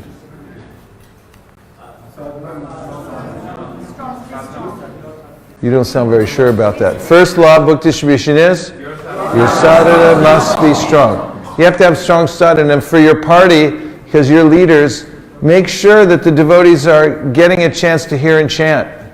And they're doing it together, and they're doing it alone, and they're finishing their japa, and make it fun and easy for people to read and hear Prabhupada's books. That's the engine behind the high sadhana of book distribution. Next law is you must get books. And in the military, when the sergeant asks you something, then you answer, "Sir, yes, sir." So say, "Sir, yes, sir." Sir, yes, sir. So you'd be kicked out of the military. Try it again. 1, 2, 3. Sir, yes, sir. Okay, that's good. So in the same way, on the second law of book distribution, we say, get books. Okay, a little more. That was like a 2 on a scale of 1 to 5. Let's try to get to a 3. 1, 2, 3. Get books. Right, that's the second law. And we've put a lot of research into this one. We went to universities all over the world, the IITs here in India, and we also went to Stanford and Harvard University in America on each coast, and we did double-blind studies about this, and we found out that you can't distribute books that you don't have. And this is just a physical law. If you don't have the books, you can't distribute them. And we found that the opposite, and miraculously is true, that when you get books, then there's an impetus to distribute them and every possibility that you will distribute them. It's a miracle that we have books in the first place, because how did we get them? They came down through the Sampradaya, but Prabhupada painstakingly translated, wrote his purports, had them edited by his expert editing team, had artists make renditions. Publishing one book is like building a house. It's very difficult. Prabhupada put out 80 books before he left. And so this miracle that we have, not just that we have books in one language, but we have them in multiple languages, is certainly a gift from Lord Chaitanya Mahaprabhu. So remember how just a few years ago books were being written by hand, and now don't take for granted that they're printed by high speed electronically, but take advantage of the fact that they're available to all of us now, and relish the fact that we're given this opportunity to pass them on. We have books in Vietnamese, Japanese, Farsi, Arabic, Korean, and dozens of other languages. Yesterday we noted this fact when we went out to the Mahakali Square, Bhadrakali Square, that we could have used Arabic books. If we had had Arabic books, we would have satisfied a lot of people out there, but we didn't have them, so that's an improvement that we can make right here locally. And wherever you are, find out who the people are. If there are Chinese people in your area, if there are people from other parts of India, make sure you have those books available. Look, see, Japanese, Vietnamese, Arabic, Farsi. Here's some language cards that we have. I used these yesterday. I have multiple language on this, each one of these cards, and you hand the person the book, and then show them the card. Which language would you like? Chinese? Chinese, say Chinese. Yeah, we have Chinese. We have Korean. We actually have dozens of different languages. You can download them from our website, distributebooks.com. And last year and the year before at our yatra in Puri, which I'm just on my way to now, we distributed each year 5,000 books in 5 days. That's 100 devotees, and many of them were Chinese and Japanese and Americans. They didn't speak a word of Aryan. They didn't speak any Hindi, anything. But we arranged for them to distribute legitimately, not just pass out, but they actually collected thousands of rupees from the people just by using the language cards. So we went all over Puri. Everywhere we went for our yatra, we loaded everybody with bags and prasadam, bags of books and prasadam. We distribute them, and they use these language cards.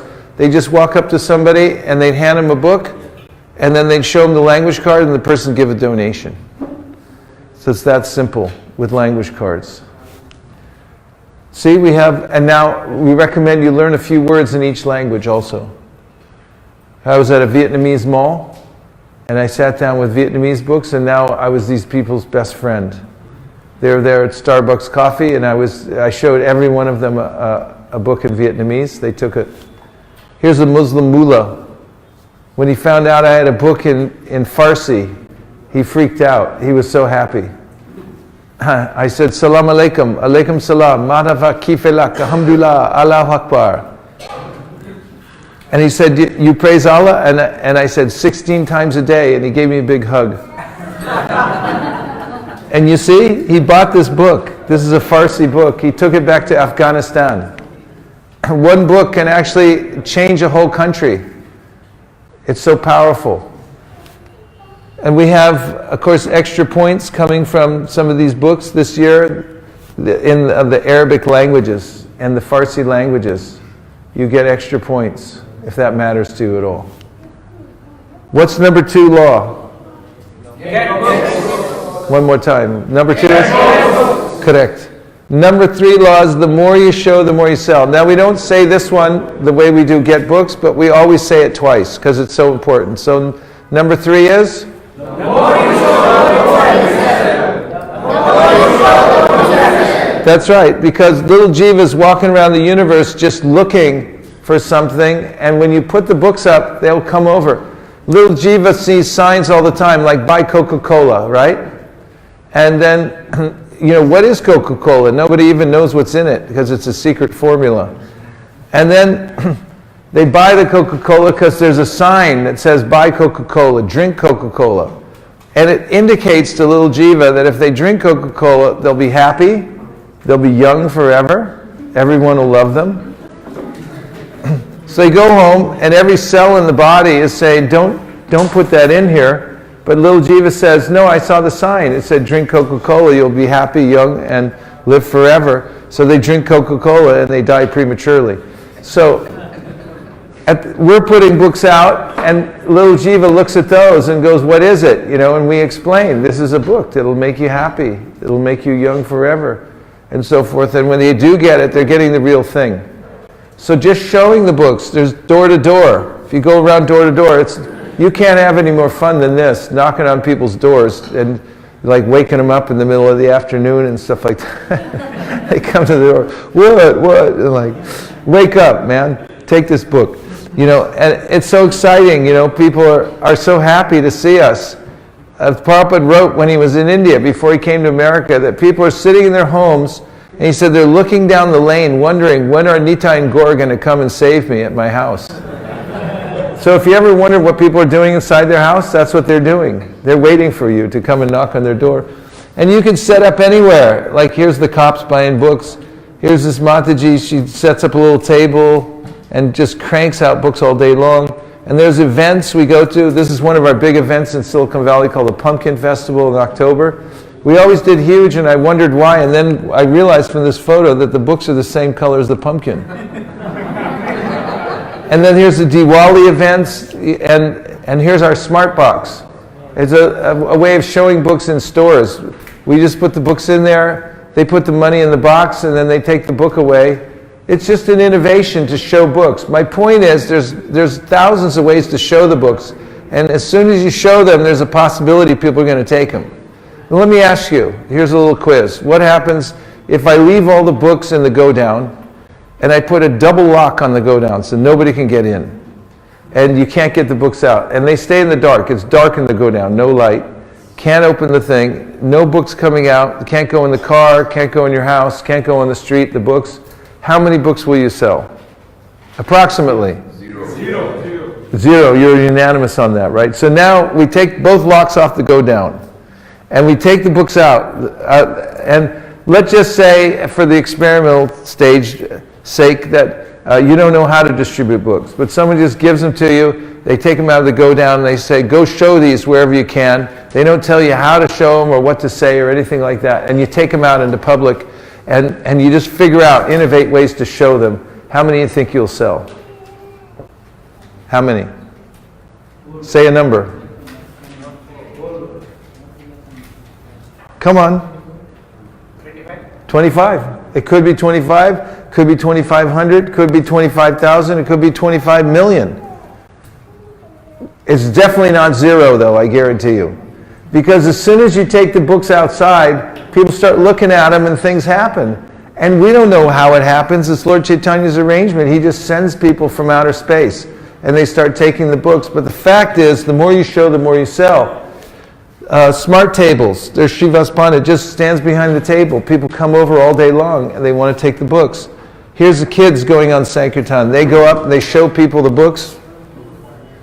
The kids go out, they show people books. First time, this was about 15 years ago, I was wondering, can kids go out on book distribution and be successful? So I did an experiment. I took 5 5-year-olds out with me. I brought a few parents too, because I couldn't handle them all. And I took them door to door.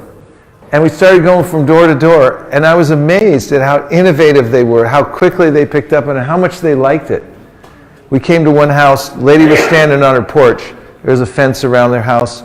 And then she saw me dressed like this. She saw the kids with me, kids full books in their hands. And there was a gate to go through. So before I could go through the gate, she looked at me, she goes, "Oh no thanks, I'm a Christian." Kids had no idea what that meant, so they just ran through the gate, they ran up there, and there was 5 of them surrounding her, and they were all showing her the book. And they were going, "This is a cow, and this is Krishna, and this is the spiritual world." And she looks up, the 5 of them talking at the same time. She looks over at me, I was still on the other side of the gate, and she said, all right, how much is it? And I realized that the kids, had broken through her layer of prejudice. And, because she just saw the raw energy there. Now we have a kids team. We have 100 kids that go out on book distribution. And some of them now that started when they were just born, going out in a preambulator, now they're 16 years old. And I could tell you something, that this is the education they've gotten from going out on book distribution is more important than an MBA. It's more important, because they actually see how the modes of nature are working. They actually develop compassion. They know what it's like to be rejected and live through it. A lot of people go through the educational system, they've never been rejected before. Kameshwari, who's one of the leaders of our Kids Sankirtan program, said the first time she took the kids around and there was a major rejection. Person kind of was a little stern with them, said go away, close the door. The kids looked a little sullen. They went and sat down in the playground that was right nearby, and they had a little talk about it for about half an hour, discussing. She would discuss with them, what does it mean to be rejected, and what are the long-term implications? They processed it. They become mature. And now when it happens, they know how to deal with it. How many people in the modern world know how to deal with rejection? But they get street smarts. They know how to count money. They know how to organize things. They learn all these things. And by the time they're 15, 16, when they grow up distributing books, learning how to be a part of this MSF environment where the whole community goes out and you have to count people, you have to count where you're going to go. You know how to manage a company. These kids, they're phenomenally trained. Plus, they're into this high sadhana part and reading and chanting, and they become well-rounded, very powerful individuals. They're ready to take over the Sankirtan movement and push it on themselves.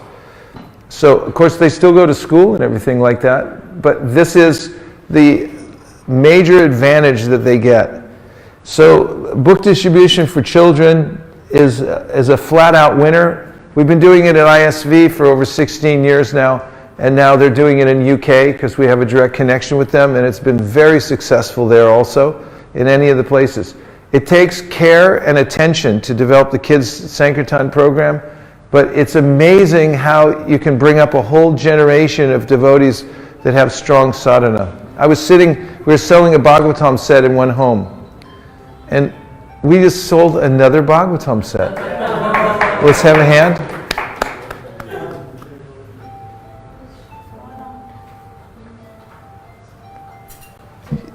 So somebody's going to have to pay for it for him, though, because I don't know if he has. It's good. It's a good thing that your phone went off. We were sitting in there, and there was a Indian couple in there with a kid. And so one of our young men, he was 15 at the time, I asked him to speak up why they should take the Bhagavatam, and he said, if I hadn't had this in my life, reading Bhagavatam when I grew up, he said, by the time I start going to high school, he said, like a lot of other students, I would have been dissuaded from practicing Krishna consciousness. I would have thought that it's just superstition, because in high school they teach all these things about scientific theory, religion is just some superstition. And he said, but I actually have some realization, and I wasn't dissuaded from it. And I could see the woman in the house, she was nudging her husband, go get the checkbook, get this Bhagavatam set in here as fast as you can for our kid. But my point is that these children actually develop realization, because book distribution is real. It's actually an encounter with the internal energy. And I see it pass on from generation to generation. It's the same kind of taste that I had when I was a kid, when I was a teen, and I started distributing books, and now I see it pass on to others. So Kid Sankirtan is something, it's real. I mean, this is how old, this is a real child. We didn't make this up. She's actually there at ISV. And this is how old they are when they get actually actively involved in book distribution, obviously with supervision. And you can see this is a real person there interacting with her and appreciating that she just got something. Prabhupada wanted every respectable person to have a set of Bhagavatams. Why did he take so much trouble for it? Yes, Prabhu? Can I ask a question after that? You could ask a question. Use the microphone though, please. Is everyone okay? Okay, I'll ask a little louder. No, we're online here, so.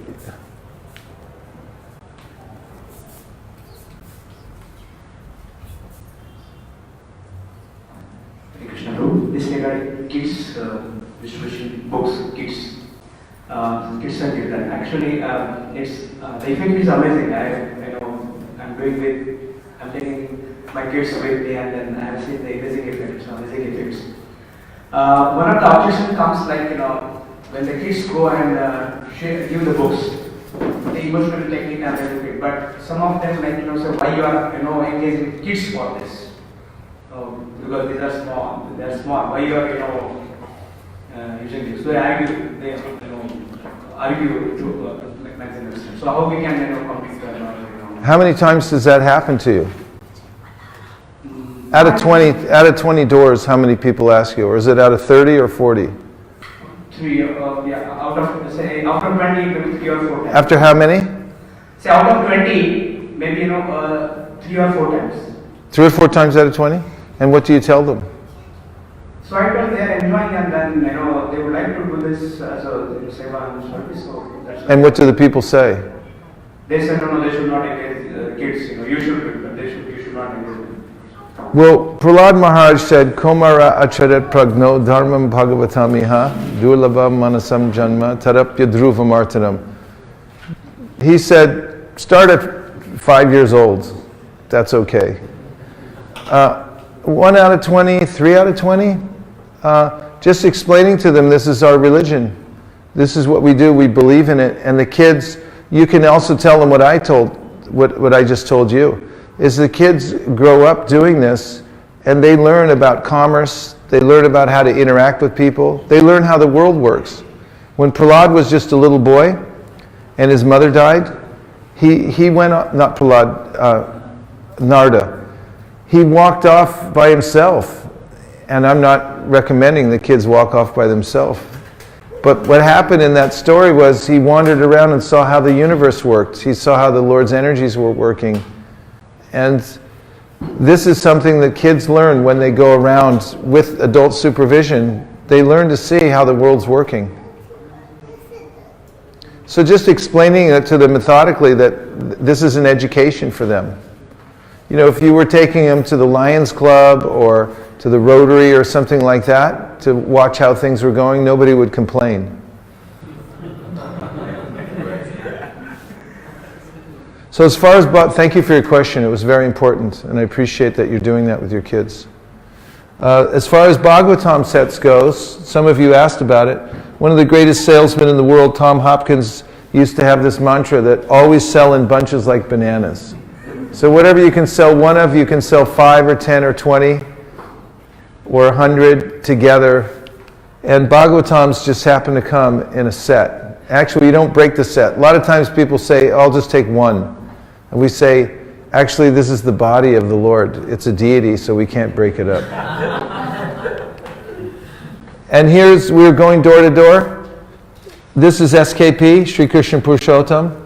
That's Sri Ram's brother. Sri Ram stepped out of the room, but his brother, he's our co-Sankirtan leader at ISV. Our other co-Sankirtan leader is Malini Devi Dasi. And there we go door to door at all these big apartment complexes. So this door, we were standing outside. Actually, I was working another door, and there was a few of the devotees in front of this door, and SKP called me over. He said, you stand here too, because then they're more likely to ask us to come in. So they came back, the people that were in the back of the house, they came back out, and we were all there, and they invited us to come in. So then we took the Bhagavatam set out and laid it on the table, and we took about 20 minutes to explain to them the benefits of having their house. But then their excuse was, we don't have any room for it. So I said, okay, I'll look around and see if I can find any room in your house for it. So I found this shelf. That's why the red arrow is there. We imposed that on the screen. That shelf was full of junk. You see all the junk on the top? That one has full of junk too. So I very gently, I wasn't very forceful about it, but I went and I looked and I said, do you need this? There was an old game there. And then there was an old video. I don't think there was even a machine with technology that would still play it. I said, do you need this? And they go, no, we don't. And after about 3 or 4 pieces, they go, okay, we'll get rid of it all. So they took it off the shelf, and then we cleaned the shelf, and then we put the Bhagavatam there. And so, yeah, go ahead. So the fact is that, when you move the Bhagavatam in their house, a lot of other stuff comes out. And really, one of the main reasons people are afraid to take the Bhagavatam is because they know a lot of stuff will come out. They're attached to a bunch of junk. And, they're also afraid because when they put the Bhagavatam in the house that it means something. Because what you keep in your house is a reflection of who you are. So now you keep Bhagavatam, it means, okay, we're devotees, we're Hare Krishnas. It's a statement. So convincing people to take a set of Bhagavatams is a very specific art. You have to go with that purpose in mind. Of course, you can sell Bhagavatams here and there, anywhere, because the more you show, the more you sell. But when you go door to door with the intention of selling Bhagavatams, we usually take one Bhagavatam in our hand, and we have the set of Bhagavatams just available right outside the door to bring in. And then we start showing the pictures and explaining that this is something that will affect the whole household, especially the kids. That the kids will read these stories and they'll grow up with them, and they'll be acquainted with Krishna's Leela and the philosophy. And that the Bhagavad Gita, which a lot of people, you show them the Bhagavatam, they say, yeah, I have the Bhagavad Gita. They have no idea what the Bhagavad Purana is. So we say, no, actually the Bhagavad Gita is philosophy, but this is stories, and it unpacks what's there in the Bhagavad Gita. And we make friends with people. We're talking to Indians, we ask them what part of India they're from, and then we talk about the saints in their local area that they're used to hearing about, and relate that to the Bhagavatam, how the saints appreciated the Bhagavatam and so forth, and the culture. And it takes a little while to talk to people to see if they'll take or not. And we also sometimes let the people keep the Bhagavatam in their house so they can decide, and we'll come back later, and usually they decide that they'll keep it. Also, we let them pay on time payments if they need to, so we break it down for that. But most people, of course in our area is kind of wealthy, so most people just write a check for the Bhagavatam. And then we started going to the doors, and we'd present what's called Go Matsya. So Matsya, after the incarnation of Krishna, who saved the Vedas by keeping them up on a boat. And now what we do is we present to people that opportunity to help preserve the Vedas in the world. And we make a case that it's really important to preserve this knowledge and culture for the whole world. And the best way to do that is through preservation, through education, and mass distribution. That's our motto. And one of the ways they can participate is just by keeping the Bhagavatams in their home and reading it. And another way is by giving referrals so we can go to other people and sell the Bhagavatam. And the third topmost way is that they can also become distributors, just like Amway, only transcendental. So Bhagavatam sets and Gomatsya go really well together. And Bhadra Purnima was an unqualified success here in India last year. How many of you participated? Yes, it was very successful. It was our second year. Bhadra Purnima has always been there, but we never noticed it. But recently we picked up on the fact that this is the day, written in the Bhagavatam and also in the Kurma Purana, that says, when you give away a Bhagavatam set on this day, then you get the great gift of going back home, back to Godhead. So this is a boon. And when we set this up for people, they're very happy to take Bhagavatam sets and give them to people here, there, and everywhere. We were just overwhelmed by how many people took. And here in India, you distributed thousands of sets of Bhagavatams. How many altogether? 5,000 sets leading up to Bhadra Purnima. Yes. And here are some of the maps in America. 1,249 sets were sold, which is huge for America. In America, we charge about $250 per set. And Sri Chaitanya Charitamrita, that is also a book that can be sold here, there, and everywhere. Here's proof. Here's Shraddha Devi Dasi. She just sold a full set of Chaitanya Charitamritas to this Muslim man from Morocco, going door to door. Why did this Muslim man from Morocco buy a set of Sri Chaitanya Charitamrita? That's my question to you right now. Answer with a sutra. Sutra only. Okay, that's a nice answer, but I want a sutra from today's presentation. Who said that? Yes, very good. Say it loud. The more you show, the more you sell. Because the more you show, the more you sell. Who knew there was a Moroccan man behind that door when she knocked? She had no idea. He was a Muslim, and if she presented that, yes, sir, this is the most esoteric of all spiritual knowledge available on the planet today about Chaitanya Mahaprabhu, who taught a process for the modern age that is universal, that anybody can take to. And with those words, he said, yeah, let me have a look at it. And he bought the whole set and put it in his house. And you can go door to door and present, this is universal knowledge. This has biography of the modern saint who taught a universal process for spiritual life to unite us all over the world. And it also has instructions about how to do it. And it's a beautiful book. I mean, it's full of paintings. It's a golden cover and so forth. And if you do that, people just take it. And they'll put it in their house. And then if you want, you can put all the books together.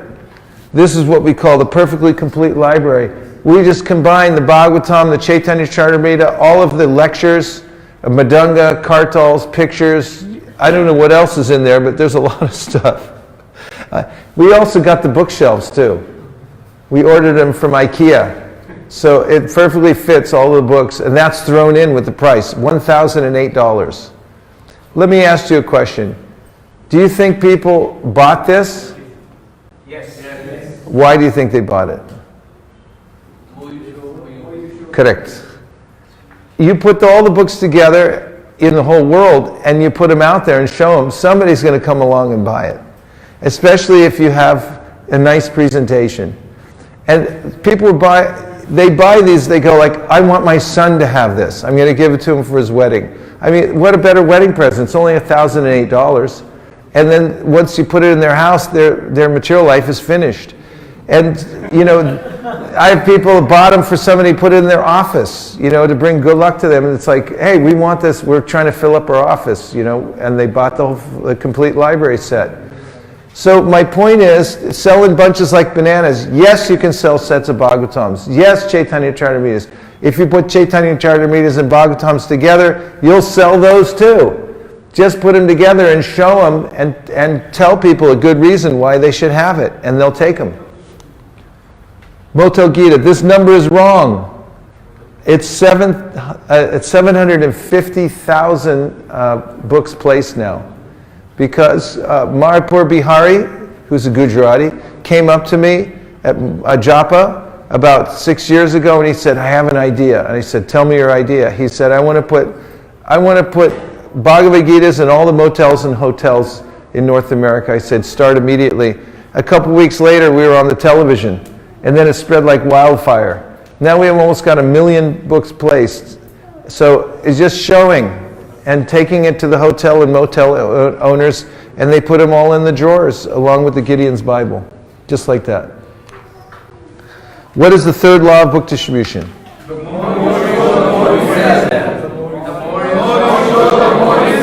What is the second law of book distribution? What is the first law of book distribution? Now here's the fourth law of book distribution, and that is you must organize. What must you do?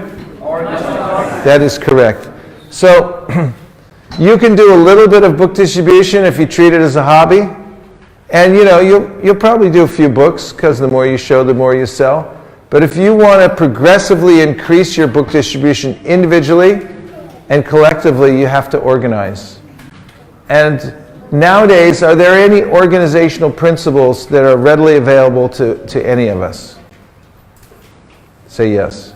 Yes. Yes. I mean, there's universities that you can major in management. That's a major, actually. There are all kinds of systems. You can go online and find out how to write a strategic plan.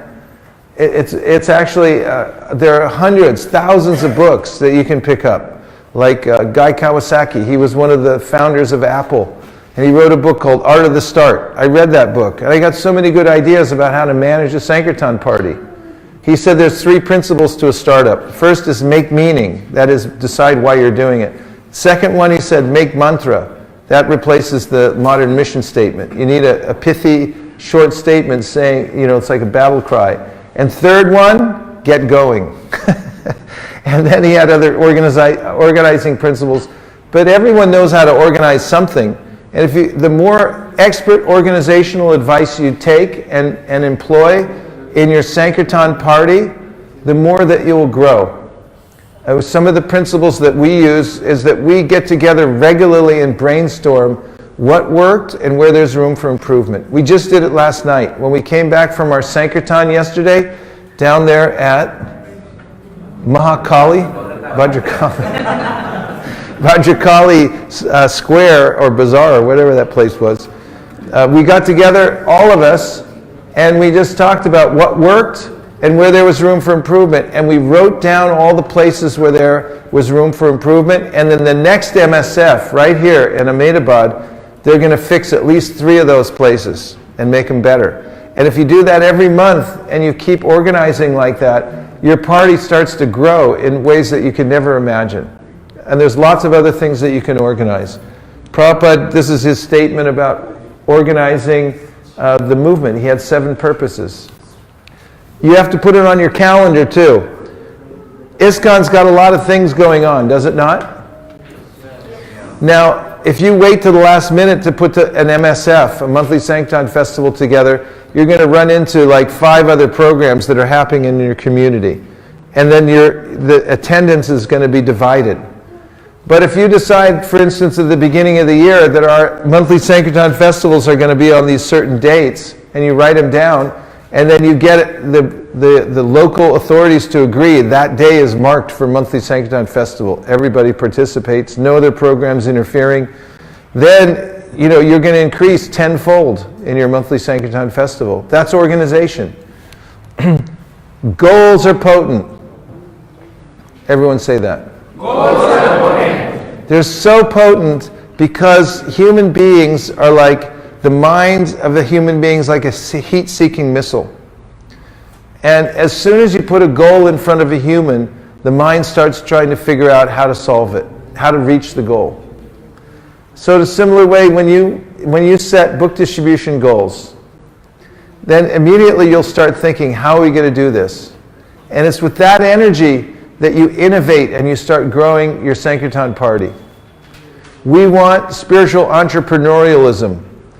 That devotees, they invest their minds and intelligences in how to increase.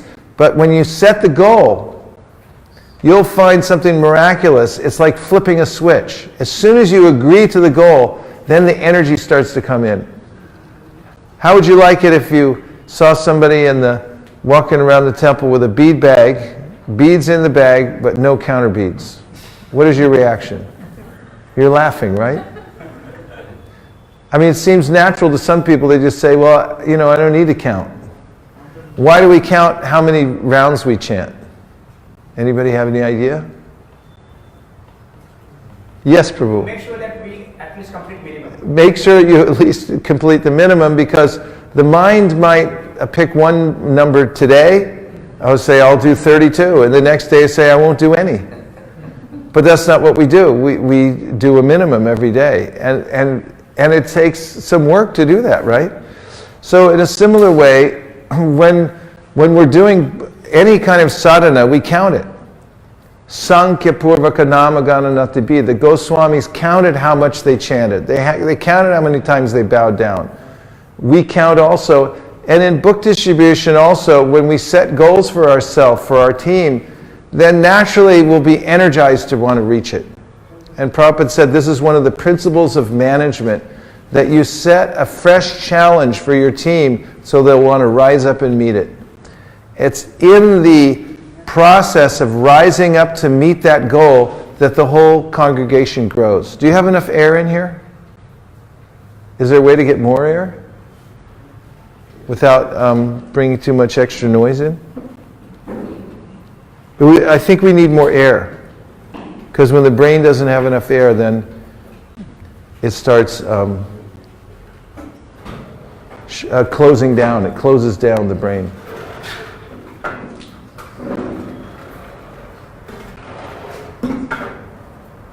And then if we open it on that side, you'll get a cross ventilation. Do you like air? How many people like air? How many people hate air and you'd like to live in a room that doesn't have any air in it? No takers, okay. Okay. Let's see how it goes with air and noise. We can have no noise and no air, or we can have air and lots of noise. See how that works. So, setting goals for book distribution is a good idea. Not only that, it's authorized. Prabhupada set goals himself. If you read in my book, Our Family Business, you'll know that from the very beginning, Prabhupada had goals. He used high-level management techniques to get his books published. He was very involved in all the phases of it. He set quotas for people to reach a number of magazines being distributed so he could print more with Dai Nippon in Japan. He was a consummate organizer. And so our organizing our Sankirtan party is highly authorized, and it also follows in the footsteps of His Divine Grace Srila Prabhupada. Same mood. What do you think? Yes. Goals are potent, right? Yes. Yeah, they're very powerful. It's like flipping a switch. If you don't do anything else but you set a goal and get everyone to agree with it, you'll notice how the energy starts to flow into your party. Hey, when I said that, I could feel the flow of air coming in. And everyone looks brighter all of a sudden. We've had phenomenal growth in the North America. Yes, Prabhu. Regarding organization. Yes. I have a question. Oh, give him the mic, because this is a regulative principle. You have to give the mic, because people are online and they want to hear what you say. Prabhuji, regarding the fourth point that we must organize. Somehow, I have experienced that sometimes we get feeling we say that somehow Lord will arrange the kind of that tendency creep in, and then we are not so much organized when we are going out with the thoughts and so this we being the practitioners, we try to depend on the mercy of the Lord, and then we are a bit less organized. That's what is my experience. How's that working out for you? Works out? Just let everything happen by chance? Yes, sir. As a psychology, This is psychology. Well, I'm just proposing another thought. Let me introduce this, that the mercy of the Lord comes in various packages. One of the manifestations of the Lord's mercy is giving us the intelligence how to organize.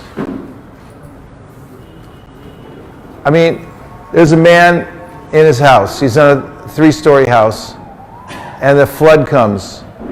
And the first day, the flood goes up to the first floor, so he moves to the second floor, and people come by in a boat, and they say, get out, get in the boat and get out of here. And he knows, I'm just depending on God.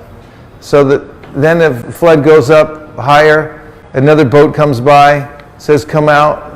You get in the boat, and he goes, no, I'm going to depend on God. Finally, he's on the roof, and the water's almost to the roof.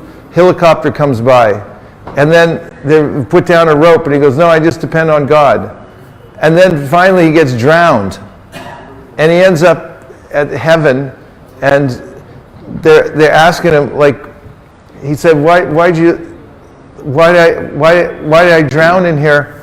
And he said, I was depending on the mercy of God. And he said, God said, I sent you 2 boats and a helicopter, and you wouldn't take it. So in a similar way, we have facility given to us, and we go by the principle of yukta vairagya. We use everything in the service of the Lord. So it's not exclusive of Krishna's mercy, of depending on Krishna to use organizational techniques to have goals and things like that. And there's a grain of truth in the statement that what gets written or what gets measured gets done. Peter Drucker, one of the great management experts, said, what gets measured gets accomplished. And I found that to be true again and again. If I'm trying to work on something in my life, if I don't write it down, if I don't measure it, how am I going to even know if I did it or not? Because I don't have a goal. If you don't know where you're going, any road will take you there. That's an old statement from that the play, the book, Alice in Wonderland. If you don't know where you're going, any road will take you there. So yes, we depend on the Lord's mercy, but we don't say management and organization and setting goals is separate from the Lord's mercy. In fact, at ISV, we started with 3 devotees. Now we have 200 devotees going on Sankirtan. We started I remember the days when we couldn't afford, when we just started, we had to buy a table for a display inside the temple. We couldn't afford it. It was $100. And the temple management said, we're not giving you $100. You got to figure out where to get it. We didn't know we were going to get $100. And then our Sankirtan party, our first goal was to send out 2 tables to 2 parts of the city. We had 6 devotees total going on Sankirtan by then. And that was a big deal, how that was going to happen. And if we collected in a day, like $50 from Sankirtan, that was huge. Last 2 years, we gave $1 million to the BBT, just one temple, one small temple. And it's all householders. It's all householders, it's all congregation. In 2 years, $500,000 a year to the BBT. And it's because we relentlessly set goals and then met them. And the first time I set a goal at ISV that was a little bit challenging, I remember the devotees said, oh, maybe this is too much, they're pushing too hard. And I wrote an article, I think it's published in the Dandavats, if you search for it, it's still there. It was from 10 years ago, 15 years ago. And I wrote the magic of thinking big in Krishna consciousness, and how Prabhupada always thought big. And when we met that goal, they read the article. I actually put it out there for us, for our internal team, and they read it, and they said, you're right, we should go for it, and they did. We've never missed a goal at ISV. In the last 15 years, never. Every goal we set, and some of them have been scary, because when we set the goal, then we think, how in the heck are we going to do this? And somehow or other, Lord Chaitanya makes it happen. And then we develop more faith. But then we're scared again. Srila Bhaktisiddhanta in the Gaudiya Math, when devotees used to get big donations, he'd make them spend it on festivals, so they didn't have any money. So they were broke. Because he wanted the mood there to be depending on Krishna, how they were going to get more. And so living in that kind of anxiety how to make the next level, how to keep pushing on. That's where we really grow in our movement. If we get comfortable and we're not motivated, then it's very difficult to feel that edge that helps us to grow. What do you think about that, Narottam? It's funny, I was just about to call on you and then you spontaneously raised your hand. Super soul. Regarding this, what I have found is it's not very difficult to make congregation devotees realize that they need to be organized, because they are anyway organized in their professional lives, they have organization in their lives. And so when we make them realize it's an important activity, then they appreciate that we need to be organized in this as well. Yeah, they bring so much to the party. You know, everyone has some ideas. It's more coordinating all the organization that's the challenge, and getting everyone to cooperate together, and then amazing things can happen. It's really phenomenal. And here in India, you have the brightest people in the world here in this country, just to be frank. And you know, when you come together with the power of the congregation here in this country, you could take over the world. I mean, what you're doing in book distribution in India now goes like this: January, February, March, April, May, June, July, August, September, October, November, December. And with some organization of the congregation, which I call the sleeping giant of the world here in India, if you bring out MSF and you get it organized and you get the congregation into not just numbers, but into the flow of high sadhana, of going out of their comfort zone to meet people, and they become Majjhima Adhikaris, and they start organizing themselves, you're gonna double, triple, quadruple book distribution. All of you young people, you're gonna be able to see in your lifetime this huge surge of book distribution, which is the next wave. We can't just rest on what we've done before. We have to go the next step to increase it. To look at the Jehovah's Witnesses. We're not going to stand for that here in Gujrat or any other part of India that they're out distributing us by 100 times, are we? Say no. No. No, we're not standing for it. We're going to organize ourselves, and we're going to move up to be the top organization in the world for distributing the most important literature available. What do you think? What is your name, by the way? I like you, Radha Jivana Prabhu. What do you think of that? Yes, he said yes. If Radha Jivana Prabhu says yes, it's going to happen. Okay, so organization, this is how we started with our little teeny book room at Rasika Shekhar's house. He agreed to take the books, and now we have a giant warehouse where we keep the books. It all starts somewhere. Use all technologies that you possibly can, and be very meticulous, counting your Lakshmi, just like you would in a big corporation. You account for every penny. Use all kinds of modern communication. Write everything down. Take contact information from people. Use the Sankirtan newsletter. Do you have any questions about organization or the 4 laws of book distribution? Yes.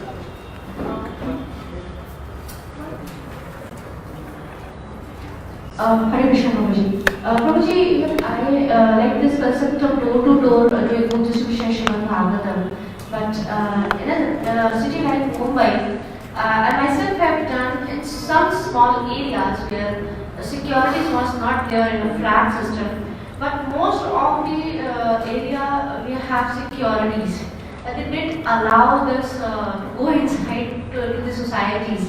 So how we can crack down these situations and how we can do more and more door-to-door book distribution. Because Bhagavatam, when we talk to them, when we explain them, then only we can do this distribution. Otherwise Bhagavatam, we feel it is not possible just by saying Bhagavatam.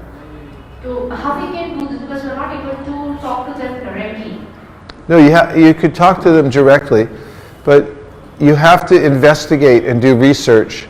Every area is different, and one way doesn't apply in other places. There are lots of different ways that you can do things, and you have to look around and find how it works in your area. The principle is the more you show, the more you sell.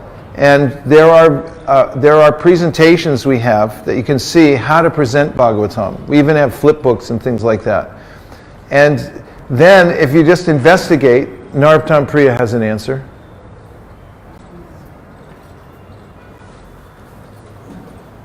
Regarding this question, since we have such large congregations, you will find that there would be some person connected to the temple living in these buildings. And so if we just connect them and we speak to them that we want to come to your building and you allow us in, and then that person who stays in that building, everyone in that building knows him or her, and that person accompanies you, then it's easier because then the security problem is not there and the people will not close the door on you because they know that person. They might even be polite in saying no. So this is one thing we tried. That we've been doing that also at Silicon Valley. In fact, that's almost like 80% of how we're getting into gated communities, and that's the person actually just takes us around, and even sometimes they give us the key to different places so we can go in and out. Yes, Prabhu, you had a point? Another way to tackle this is... Hold that close to your mouth. Yeah, another way to do is get some prasadam with us actually. So try with... Is what? Take Some prasadam? prasadam with us so that we can... Yeah. Well, as far as getting in places, it's all, it is possible. You'd have to find people who live there. We also figured out all kinds of other ways to get into buildings. Besides breaking and entering. But anywhere where you can find the right kind of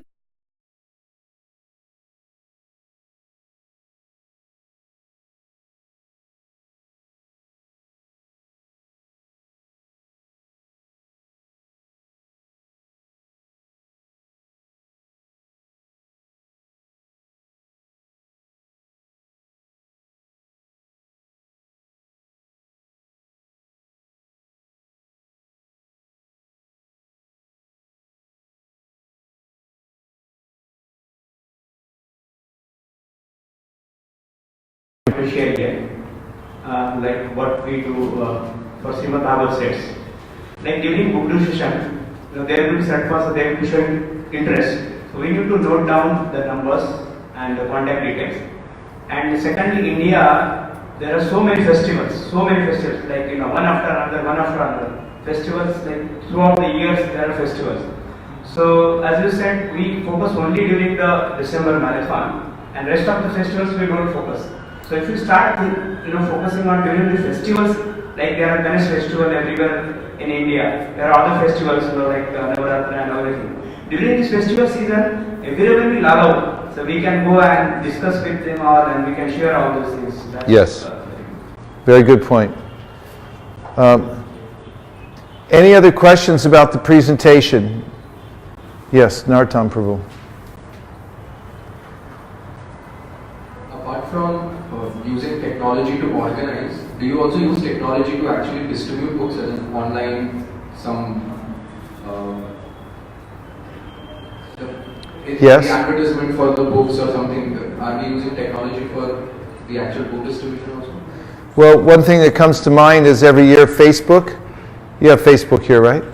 They do they make an offer that they'll give away. How much do they give away? Millions of dollars? How many? $2 million they give away every year if you set up some donation for your nonprofit. So we get on there and make an appeal for people to buy books. Like last year for the marathon, I made a little video requesting people who want to donate because actually what it is Facebook will match what you give.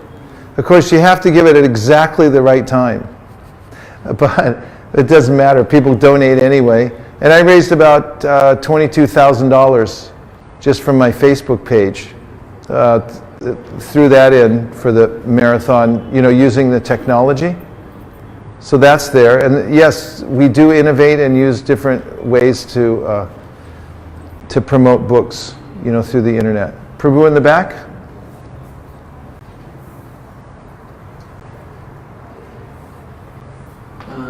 What I want to say is that from last 2 years, I was using WhatsApp. I'm still using. And what I do before marathon, I send Gita Mahatma and all some personalities who are like Narendra Modi or some actress or some players. They are also getting this Bhagavad Gita. And I used to share this before 1 month of December like that. And then so many of my friends already know and they share in marathon. So I listed down all of them that so and so has taken 51 Bhagavad Gita, so and so has taken 100 Bhagavad Gita, so and so has taken 31 Bhagavad Gita. So many people they don't know, or after seeing this they also send some message. Okay, I will share some 10 Bhagavad Gita. I will also contribute some 20 Bhagavad Gita like that. Yes, Each a time when somebody wrote me a message or something, then I also share all of this information to everyone. So it will be quite helpful. By this, I have distributed more than 1,000 Bhagavad Gitas since 2 years. Excellent. Really nice point. And this is one of the ways in which Prabhupada introduced the college distribution. It was called the Library Party.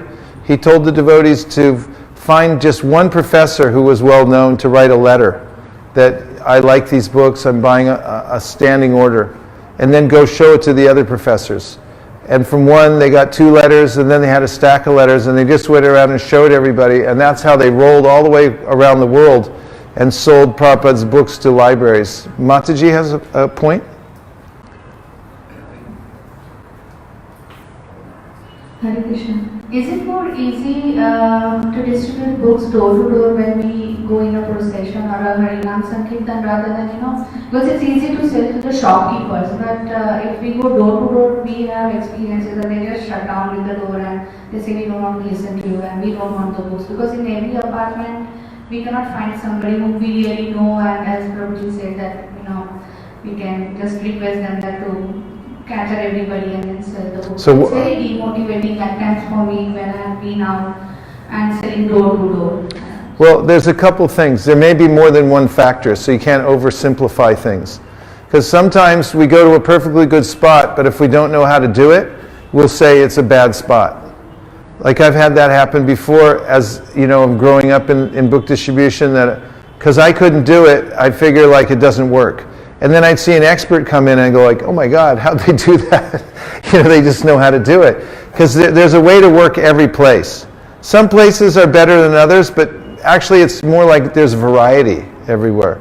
So, and I can't exactly give an authoritative statement about door-to-door in India because I haven't done it. I've done it in many other countries around the world, but I haven't really gone door-to-door in India. But in general, door-to-door, you have to deal with a few factors. One is that people have a choice whether to open their door or not. Now, in America and other countries, they have a little peephole on their door. Do they have that here? Yes? Oh, so one thing I do, as soon as I knock on the door, I watch the peephole. Because I don't know if you knew this or not, but when the peephole goes dark, it means somebody's looking out. Because there's a little light coming through the hole, but when they're behind the door,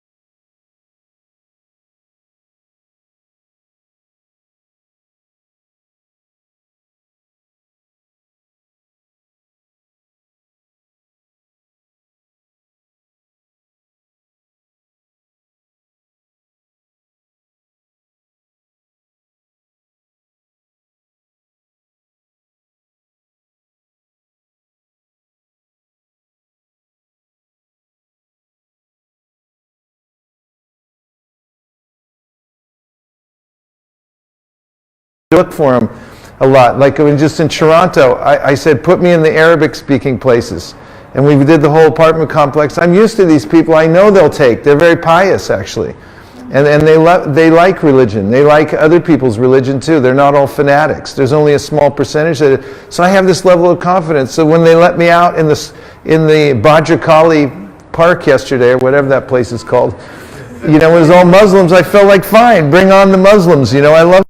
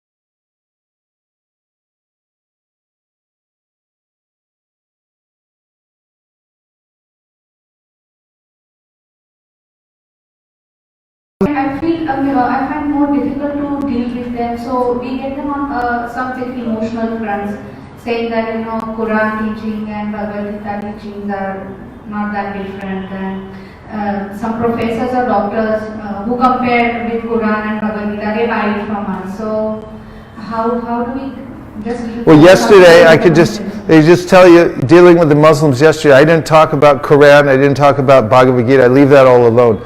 Everyone who was with me yesterday knows that I only talked about our relationship, which is that I love Gujrat, I love Muslims, I love you. And based on that, they're happy to buy the book. If I started going through the Bhagavad Gita and saying, comparing it to the Quran, they would have probably not taken it. But I keep it on a very, these people are not scholars, they're shopkeepers. If you need a scholar,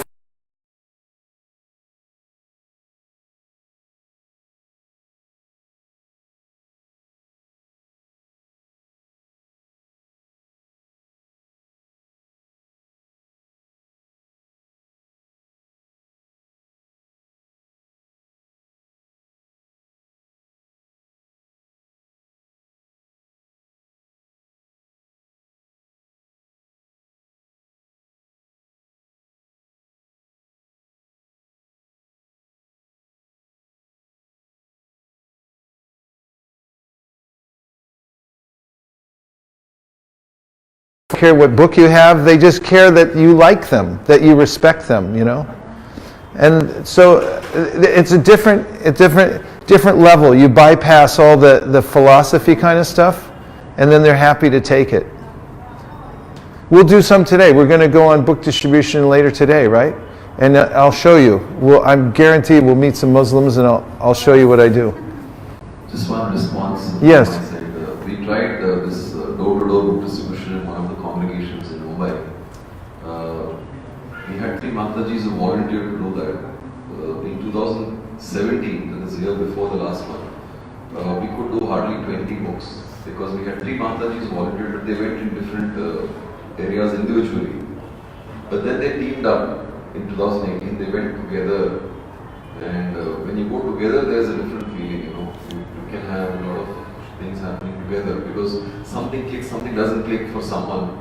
And we did 100 books door to door with these 3 Matajis who did only 20 in 2017. Yes, working together, a little teamwork at the doors, so you're together as a team. It's really nice. In fact, they used to, in the airport I used to work in San Francisco, they had a regulation that, because they watched us for a while, and they said no double teaming. Because they noticed that when we're 2 of us talking to one person, practically we dominated every time. So they said, you can't double team people. Okay. Yes, Prabhu. Yes. Many of the times when we try to sell some of the books So many of the people, they deny, they say like, we like e-book reading or like PDF and all. So how to sell that, the physical copy of that book?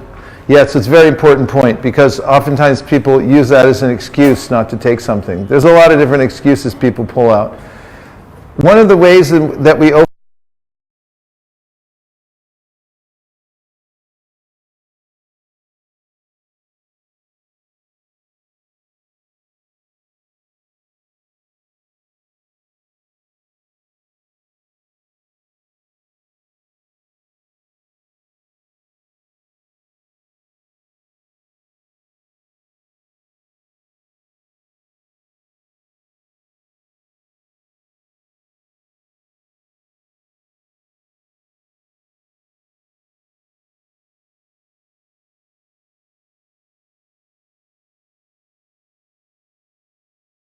just a book is actually the body of the Supreme Personality of Godhead, which is provable in the Shastra, especially if you're talking to Hindus.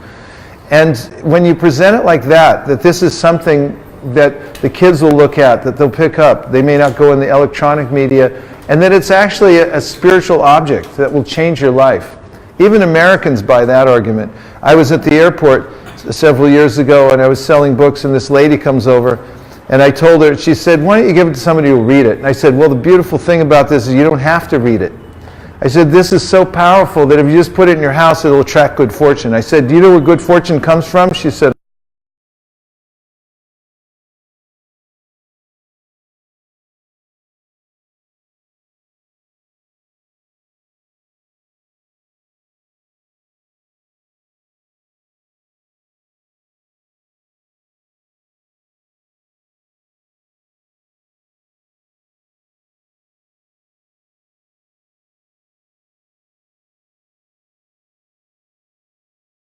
and she was at the airport and she went to the counter. They gave her an upgrade on the flight, and so she went away happily. So we present this to people often. Sometimes people say, I say it's a spiritual object, keep in your house, it brings good fortune. They go, I don't believe it. I don't believe in that. I said, that's the best part. It works even if you don't believe in it. So we've had some discussion this morning about the legacy of book distribution, where it comes from. We're in the sampradaya of the book, and actually all our acharyas have brought the greatest gift to us, which is the book, which is the dissemination.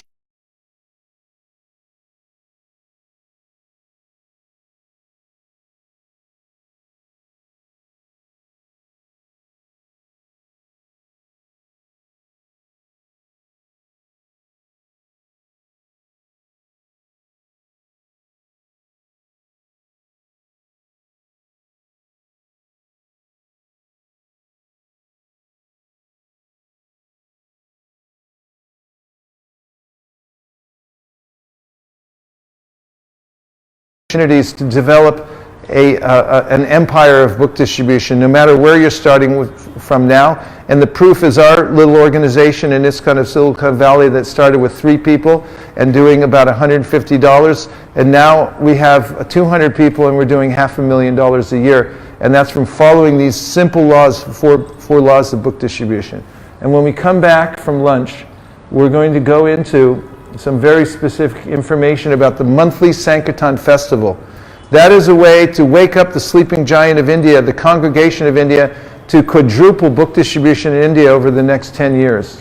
And anybody who's interested in doing that, please say Hare Krishna. Hare Krishna! Now you're talking my language. So we have an announcement from Sri Ram Prabhu, and then hopefully we'll have lunch just after that. Thank you very much. First, we'd like to welcome His Grace Basu Prabhu. Haribol!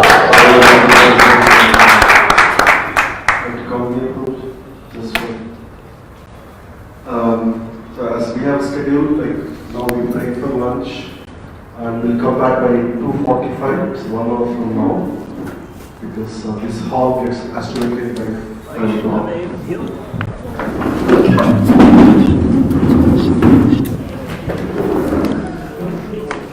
Abhinandanam, Abhinandanam, which means congratulations. Thank you very much. So So it's 1:45 now. Please come back at 2:45. And we'll have 2 sessions in the afternoon.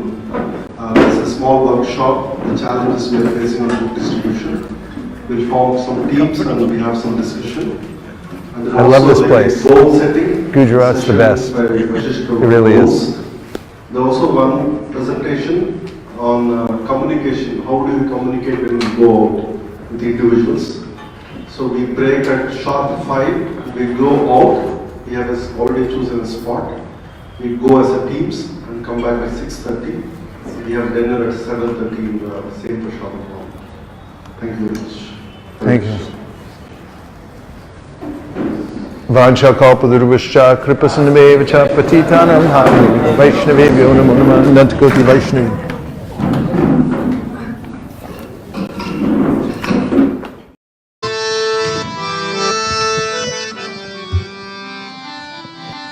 Lord Chaitanya's pastime to go out with all his devotees through the towns and streets and just give people the holy names and the message of the Bhagavad Gita and so forth. It's just what we did. Exactly following the footsteps of the Panchatattva. So we had that experience yesterday. It'll never go away. And whatever damage we did yesterday will never be repaired. Whatever we did, that's permanent. It's kind of nice, right? And so this sacrifice, it's fresh in our minds from yesterday, what it felt like to go out. And let's take a little time right now to reflect back the lessons we learned, the things that were reinforced for us or that were particularly powerful realizations from yesterday. We'll share them and we can record some of the things, and that will give us all more fortification for the next time we go out. So we won't share in any order, it'll be random, but just try to do one per person for now until we cover as many people as possible. And let's hear from you. What did you see, feel, experience yesterday when we went out for the book distribution? Prabhu will start it off over here. Hare Krishna Prabhuji. Hare Krishna. Yesterday I noticed when we are going for book distribution, we use presence of mind. When we have some situation here, so we can use presence of mind. And I have also learned if we have already members, life members, so we don't push them again for purchasing book, and we treat them well. If you have given example of these three boys who was smoking, and they were very kind-hearted and they took book. So I learned that we don't try to feel them awkward. Yeah, that's right. Life members, we didn't push them because they're already our friends. We don't want to make them come back. 1, 2. You're 2, just coming to you. So yesterday I learned that how to approach people who are interested. Like the people who are not interested, who are not like waving the hand, so we would not approach them. So that was a very good lesson, that do not waste your time, and the people who are interested waiting for us, go to the required. Yeah, we used radar yesterday, and it just kept going hi, hi, hi, and then when we see what their reaction was, then we know whether they were approachable or not. Hare Krishna. Maharaj, I was just observing you, how you preached everybody, and I really learned a lot. And you spoke to so many people, and everybody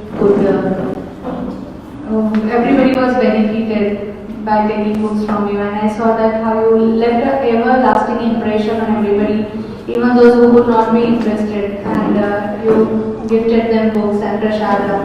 And in such a humble and nice way, not forcing or insisting anybody. So it was a wonderful experience. Oh, thank you for saying that. And it was, you keep that in mind, when I keep it in mind that our prime directive is to leave everyone with a good impression, then it's actually fun to be out there because you're looking forward to leaving that atmosphere clean, right? Yeah. Hare Krishna. Hare Krishna. Yesterday, I particularly noticed that the youngsters of this town, they are very they want books. At least we saw 3 youngsters walk up to us and ask for books. I've never seen that in Mumbai, but here we saw youngsters coming forward and taking books. And preaching youngsters is really different from preaching the normal crowd. So we'll have to look at ways and means of how to engage with them in terms of having younger people do groups, because that's how they relate to youngsters. I think we also use this technique of complimenting somebody. So we have an experience here he wants to share. Hare Krishna Prabhuji. Me and Abhishek Prabhu went to one of the shop. So there was one old lady and one boy was there. So I was explaining to that boy, you can take this Bhagavad Gita, it's very nice. So and I even told to that old lady, you can also take Mataji. She was like, I know everything about Bhagavad Gita and I had read this, and she was quoting that shloka, Karmanyavadi. So I told, yes Mataji, you are very good, very less people are there who are pure like you, who knows much about this Bhagavad Gita and all. She was very happy to hear that. So I was telling Mataji, if you want, you can take. So then Mataji told, you are very, at very less age you are doing this kinds of thing, and I am very inspired, so that's why I am taking this book. So I felt like that after telling the compliments and all, she felt very nice. So that's why she took that book, and even she told that boy also, okay, you should also take. And once she told, so that boy also took that. Well done. Sincere compliments, right? Yeah. Sincere compliments go a long way, and people never grow tired of it. Yesterday, seeing your example, I learned that we should be more concerned to give Krishna to people in the form of books, holy name, prasad, rather than our usual policy of squeezing out money. So, Usual policy of what? What was the squeezing out money. Squeezing out money. Well, the thing is, you might have noticed yesterday, but it all came out on the wash. Like some people I left books with for much less, and then other people it came right back. Some people gave just they may get 50 rupees for a big book, and then somebody else gave 500. So it's like, if you stay in that flow of giving, it'll all come in. And besides that, we noticed when we were distributing books, we usually end up with way more surplus. The problem isn't getting Lakshmi for the books, it's getting out the books to catch up with the Lakshmi. That's more of our problem. So if you remove that element from your distribution where you're worried about it, then it makes a much smoother path, and actually more Lakshmi comes in the end. My experience. Okay, good one, thanks. Who's next? 1, 2. Yesterday I spoke with people and I got their names actually and speaking with them, and I met with a person who was very poor actually, but he was selling beds on the road. So he was just pulled by somebody that bargaining with him actually, and he came to us actually, and then I got hold of him and I told that that to take this. I asked his name actually, and then I told that you came to ISKCON or what anytime. We have a nice program on Sunday for you, and please come. So we are inviting you for that. And then told that we have prasad and all these things. And then I told that then he was telling that this person is asking this kind of 50 rupees which I can't give. I said, you take this small book which I have, this Essence of Bhagavad Gita. So I told him, take this book will give you good fortune. Make sure that you read at least one page before you move for your work. And in that way I told him to take this book, and he took that book. So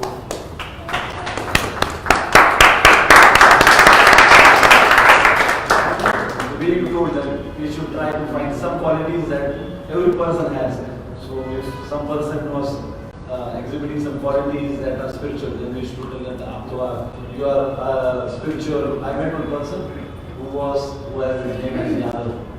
So I told that we are selling a book of Yadav only. Krishna, so this book is about Yadav Krishna only. So take. And finally, he didn't have money, so I thought maybe we can, next time at least we can take. So next time at least we'll have that impression. Very well done. Nice, thank you. Hi, sir. I was with you yesterday while we were distributing books. So I found that language barrier was not there. Even if many Gujaratis were not understanding your language, because of your humbleness and body language, they were waiting to listen you. They were eager to learn from you. So we should keep in mind our body language also. We should be humble when distributing books. That I learned. Thank you, thank you.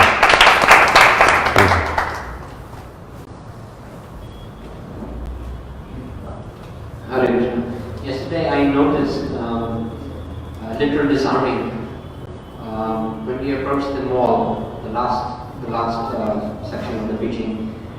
The security guards were like in a frenzy. One of them literally, he had a shotgun with him, and he came running, like, and he was asking everybody what's going on, what's going on. So then one of our devotees was preaching to the guard and talking to him. So one observation is that we don't have to identify people by in terms of maybe they have money or maybe they don't have money. Just approach anyone. So then there was a little disarmament because as we were walking out, the guards all had smiles on their faces. The one who had the gun was completely disarmed. He had a huge smile on his face. He had prasadam, and the last guard also, I gave him a pack of prasadam, and he was extremely happy. So my observation was that we entered and they were angry and disturbed, and why have you come here? And when we left, just 5 minutes later, their mood had completely changed from, so they had melted. In India, we say pickle gaya, like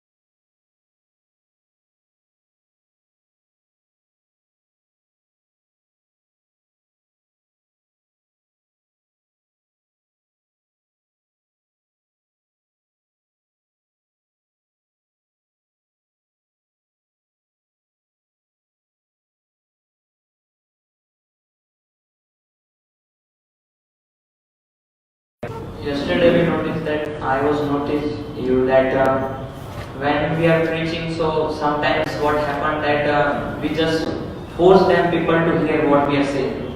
So sometimes it becomes harsh to them, but we are not careful about what they are saying. So while preaching, this also main concern that what they are saying, we have to hear it carefully, then we can put whatever we want to speak. Yeah, very important point. We brought that up in the Communications 101. We're listening carefully what they say, respecting what they're saying, and ask a lot of questions, lead the conversation. Yes? Actually, I observed that you made them feel that they are part of the mission by making them feel that actually you are contributing to spread the knowledge. So that gives them this answer to it. Yeah, it's the Shivananda Sain principle. Anybody gets near the party, you're in. As yesterday I noticed a few times we were taking pictures, or no, I know we were standing there and we were introducing everybody. And then some just, people that were watching, they came in, so we also made them introduce themselves. And they were like, why me? And it's like, well, you stepped in, you're part of the party now, right? So that's Lord Chaitanya's mood. Anybody that comes near, they're like, okay, you're in, Prabhu. Hare Krishna. The two reflections. First is that many times, like what you demonstrated yesterday, when we are all there and the guys were standing on the bike, and then you are explaining, so we try to give prasad. So like with times, sometimes acting we become too hurried. So we need to give some time. So that's on the right side. And our experience that when we went out, Prabhuji and myself were there, and we were just trying, and then one Krishna went, but we were just waiting, coming opportunity. We saw in one house, there was a lot of chappals were there, We saw something would be there. We tried a lot, knock the door, and we tried someone, no one came. We went and again, while coming back, we thought again, let's try. What is that? There were a lot of, almost 25 to 30 Susan chappals were there. And then we went there, and the students were, one student was, and we asked, what is there? He said, there are private tuitions are there. And we went, and we saw almost 25 to 30 students were writing exams. And we were surprised, to see them know what to say now. So then immediately, we said yesterday was like Saraswati Puja, and we thought of sharing knowledge, and then so can we have few minutes? They were writing exam. Then we went to teacher, and I gave my card. I said, introduce myself, and engineer, and like this. I said okay, and then we explained them the importance of like cleansing, why we should chant the name, the importance of holy name. And they all, chanted loudly the Hari name and Gauranga. And the surprise, when we came out, they were chanting the same thing. Even when we came out, there in the room, they were chanting like this, and they were all blissful. Yeah, and you showed me the picture, right? Yesterday of all the students in there chanting. And that's the wonder of Sankirtan. When you go out, you don't know which door you knock on is going to open into what situation. So it's always exciting. It's the most fun that you can have going on Sankirtan. Yes, Prabhu. Hare Krishna. Hare Krishna. My experience was like very unique. It's been 12 years in ISKCON. All the time we are on field to distribute books. It's been like no, yes, okay. That's the motivation. And yesterday it was yes, no was just one, I think. So that was a wonderful thing. One clarification, Prabhuji, I think from you is like there were very unique. You also mentioned in the Bhagavatam class about those 3 youngsters smoking, and somehow like they were convinced to basically donate, and they. Once the moment they were coming up with that 500 note, like they said, ask for a change. Do you have a change? So said like yes.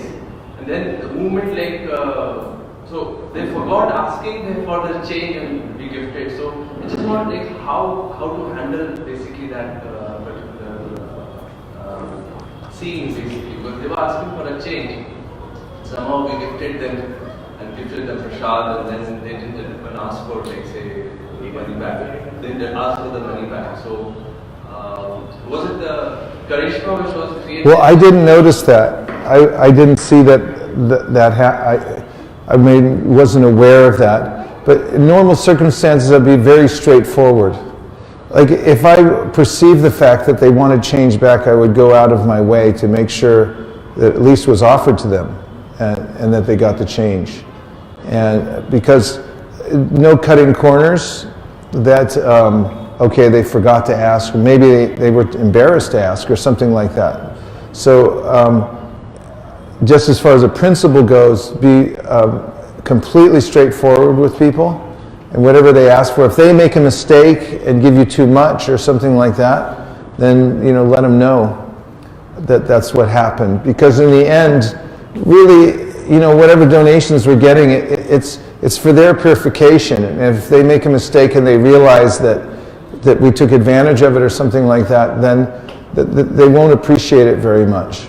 The Lakshmi will all come. We don't have to cut any corners. But that should be one of our things. It comes under the banner of leaving everyone with a good impression, is to be ultra straightforward with people as far as the gifts they give us in return and things like that. Thank you. Thank you for bringing it up. It's a good point. Nartam. One reflection was probably that we should always go out in teams of at least 2 devotees. So yesterday me and Sriram Prabhu were there, and we entered one boutique. We were selling designer clothes, and as soon as we entered, the lady, the owner said, no, please go. In Hindi she was saying, "Aap log nikal jaiye, get out of here." And she repeated that 5 times, and then we just said Hare Krishna and we went. But because he was there with me, so immediately the conversation changed to, "Oh, they are so unfortunate. Let's go and meet someone else." Probably if someone is alone, then such a rejection of 5 times saying get out, you probably feel a bit low. So we came out, we turned the corner, and there was a car, and the driver was trying to get out, and Sriram Prabhu somehow just put the book there, and it was a student, the girl, and she reached out for the book, and then she said, "Yes, I'll give you a donation," and then she gave a donation. And we went a little ahead, and one lady sent her husband, go, and that husband came and he's asking, "Do you have a Krishna book? My wife is after me for it." And they gave a good donation. So something which could have made us unenthusiastic after a rejection, but because we were together, and then Krishna reciprocated by sending these ripe fruits. That's really nice, and I'd just like to point out also that really we're going out for our self-purification, and one of the greatest practices that one can have on a regular basis is practicing tolerance. In the face of rejection, how does one tolerate? And if we learn to do that, there's always a fruit. I'm not saying that the next person is going to take a book, but there's a fruit in our life when we learn to tolerate. It's very powerful. And it's one of the main reasons actually to go on book distribution is to be rejected. Srila Bhaktisiddhanta Saraswati Thakur said that our chid sharira, our spiritual body, gets chid rakta by learning to tolerate rejection when we go out to preach Krishna consciousness. So I liked your story very much, and it's very relatable how that happens. And if you have somebody with you by your side, then you can absorb it all and process it. Thank you. Yes. Microphone to the. Okay, 1, 2. Go ahead, 1, and then in front row. So yesterday, I noticed problem. So while doing discussion, first by waving, we come to know whom to interact. And then when we go there, so naturally he is ready to respond. And then while after that, it becomes easy to distribute books. That's one thing. And after, which I clearly noticed that we chant for them. Especially in India, if a sadhu, if we do something good, they really like it. All of them, in group way, chanting for them. For example, at a very remember name for them. There are sadhus chanting for their family members. One thing which I noticed. And also very patiently, tolerantly dealing with the people, especially even though they are smoking, but to boys and girls, not in a question day, but still so concernedly we spoke to them and we gave a donation, we gave the book. So in the situation normally what we do, we suppress them or we chastise them. When I talk to you, how is that you are smoking? This is a big deal. So not knowing these things just to specific subject, and finally outcome was very good. So making unforced and people to force is very nice. Many parts to learn. Thank you. I just, in recalling that very memorable encounter I had, it was memorable for me seeing the 3 young people smoking, because as I noticed it, they were trying to smoke. It wasn't that they were natural at it, and they seemed very awkward. And the feeling that I had was I felt sorry for them, because I felt like they felt obligated to do something, to distinguish themselves as, unique, individual. They're sort of hiding over there, trying to smoke and things like that. And it reminded me in the communications part when we talk about talking to the soul, I felt like I was seeing it more from that position, that it's really embarrassing for them to be in the position they're in now, trying to make something of themselves by smoking and stuff like that, and it looks so stupid, especially here in Gujrat, because it doesn't fit in like it does in New York or something like that, you know. Mataji. Hare Krishna. Hare Krishna. Yesterday I experienced that we should maintain our enthusiasm right from the starting till the end. Whatever we face, rejection or acceptance. And I started the Buddhist division last day. Initially I was rejected by 5 persons. And then I was thinking what to do. But then I remember your teachers and we have to maintain this enthusiasm, whatever the clip, let's go on the other. And then with the mercy of Srila Prabhupada and Krishna, then I didn't face any rejection and everything is yes is going on. So it's all that you have to just, but we learned that we have to maintain our enthusiasm till end, whatever we face. Yes, very good point. I'd like to just elaborate on that and tell you about a time in my book distribution life when I had to go out every day by myself. It's a long story how that happened, but I'll spare you the details on that. But I will tell you how I was able to do for 3 years by myself. I went out every day. And I made a little chart, and on the chart it had 6 categories. So one box was the category where I called somebody and they didn't even notice me, like they pretended I didn't exist. Does that ever happen? Okay. Then the next one was I waved to somebody and they looked at me, they recognized me, but then they rejected. The next was that they looked at me and then they came over and they looked at the book and then they rejected. And the next category, which is number 4, is they came over, they looked at the book, and then they bought a book, but they gave a small donation. The next one is they looked at the book, they came over, they looked at the book, and they gave, a decent donation. And then the last category was they looked, they came over, they gave a huge donation. So you have this spectrum, from nothing to like big reciprocation. And while I was by myself, I carry that little chart with me on a piece of paper, and every time I interact with somebody, I just make a little tick mark, whichever box that was the correct box. And then my mindset was not that I was trying to do anything except for fill in all the boxes. And all the boxes were all the same to me. I didn't care if they said they didn't notice me, they looked at me, they gave a big donation. To me it was all the same because I was just doing the exercise of filling in the boxes. And I noticed after some time, after a month of collecting all these, I looked at them and I said, it always comes out the same. You just fill in the boxes and after a week it all averages out. So one of the ways in which you can think about it when you go out there, reject, take, whatever it is, all we're doing is just going through doing our service. And it's not up to us how they react. We do the best we can with what it is, but any interaction means we're moving forward. Okay, yes. 1, 2. I am not taking much of your time. I just missed out on very most important and foremost point that you gave time to everybody. Because generally it happens that we don't give time. We just try to sell books and then if they are not interested, that's okay. So even to those people who were not ready to buy book, but still you give so much of time to them and explain them so nicely.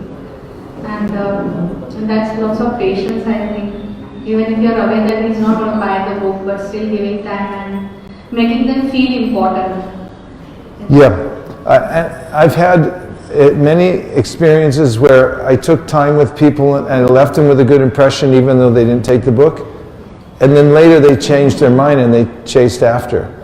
Because they thought, like, wow, that was a good interaction, and like I should have given something. They feel guilty, right? Because when we are not able to give the book, we feel so low in our spirits. I mean, generally it happens to me that when they don't buy, I feel very low in my spirits. But I think I should really learn to have patience and. Yeah, and also you can change what your definition of success is. Success means going out the door and doing your duty, meeting people. It doesn't mean necessarily selling a book. If you define success as selling a book, then all the times people don't buy a book, then you'll feel like you weren't successful. But it's up to you. You can redefine success however you like.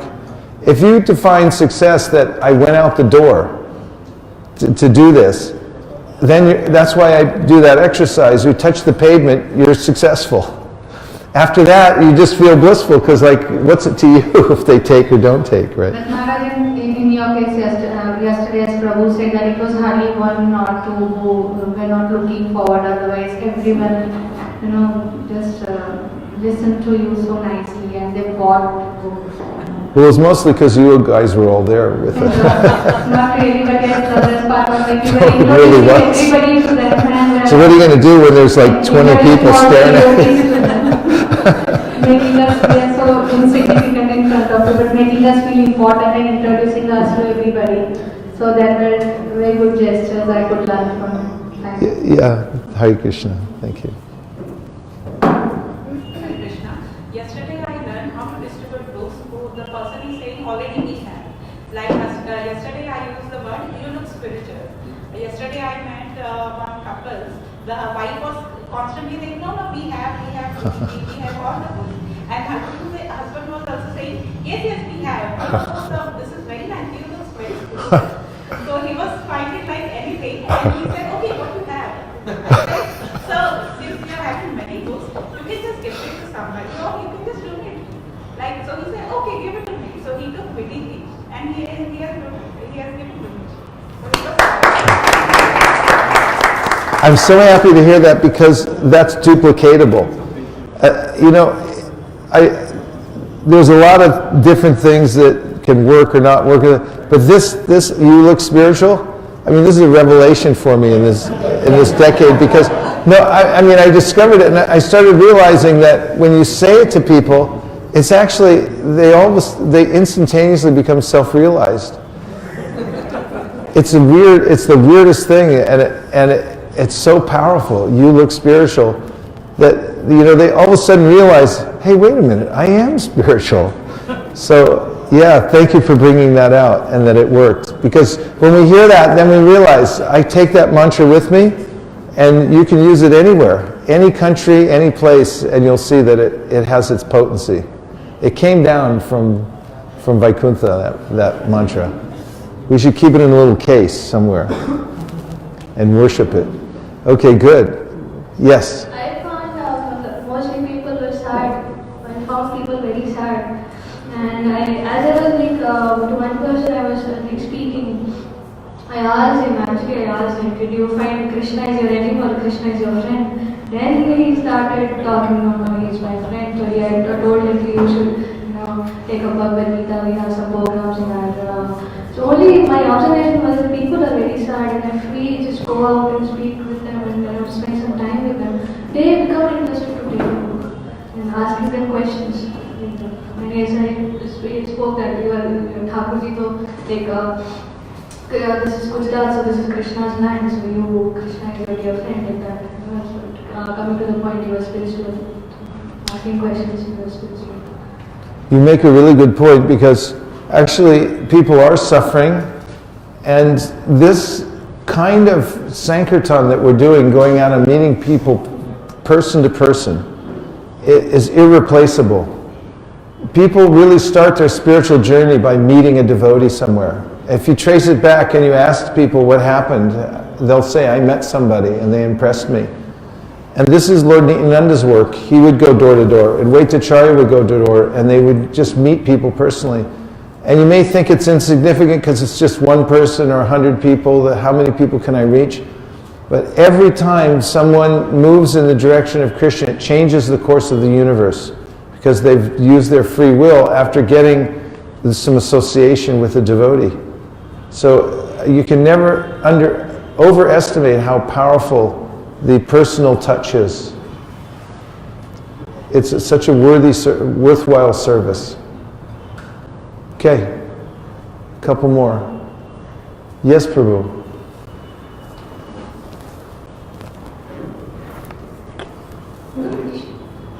Yesterday, me and Vijay Gaurav Prabhu both together we tried am feeling unfortunate that I cannot accompany with you due to some, I have to do some phone call and hostel program was there and I am here. So I am doing that and meanwhile you are disappeared. I don't know where you went. I was calling Mataji and he is not also receiving the call. He would join to you, but then we started. So one experience is like that. One young man was there, like me, a young boy, or like a 30-year-old. So he was under very stress. He has parked his bike and he was calling. I was seeing that he is in very anxiety and so much frustration, so much phone calling was there. So we just go and meet him. And Prabhuji is saying, please take this Bhagavad Gita. He was saying that I already have all these books. I have no time. See, I get up and went to my work at 8 o'clock and till night 10 or 11 I went to home. Where is the time? I don't have time. Then I just touch him and I say, don't worry, we don't want to give you book. Please just see. I talk about you and some other devotees. So many foreigner devotees are here. See, they are quite happy. They are following our culture and they are free from all this anxiety and all this frustration. And we are adopting their culture, like we have this sports bike and mobile phones and all the technology. And what we get? So just look back what we lost. So then he started to little bit conversing and then he said, but you see, I don't have any time, what I can do. So I just, then he was just saying that, I will come to ISKCON, really. I will come to ISKCON. Then I said just like that, you are quite busy person, you don't get time. 30 years spent, you have no time, you cannot come to ISKCON also. So please keep this book and just read one page only.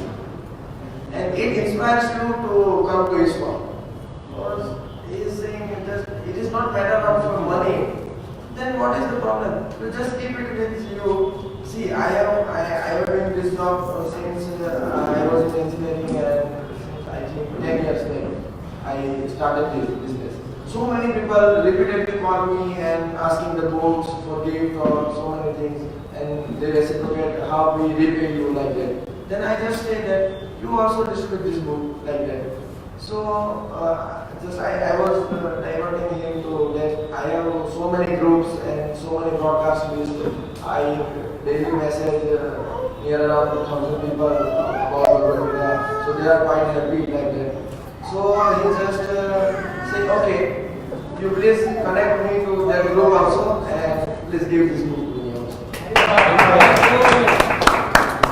And he was feeling quite happy when he ran away. Then he was quite happy, smiling face. Haribol! How about that guy yesterday, that really tall guy with all the gold on? And he came out, he was like, and we stopped him and said, yeah, show me what you got. Let's see what you got. And he's going through, yeah, okay, this one, that one. And he goes, yeah, I was in prison for a while and now he had all this cash. He's just funny. You remember that guy? Yes. Yeah, big tall guy. We got a picture of him. He was really like, yeah, let's see what you got. Yeah, we'll take all these, like. But it was just funny because he goes, yeah, I was in prison for a while, so now I'm out. Let me see what you got.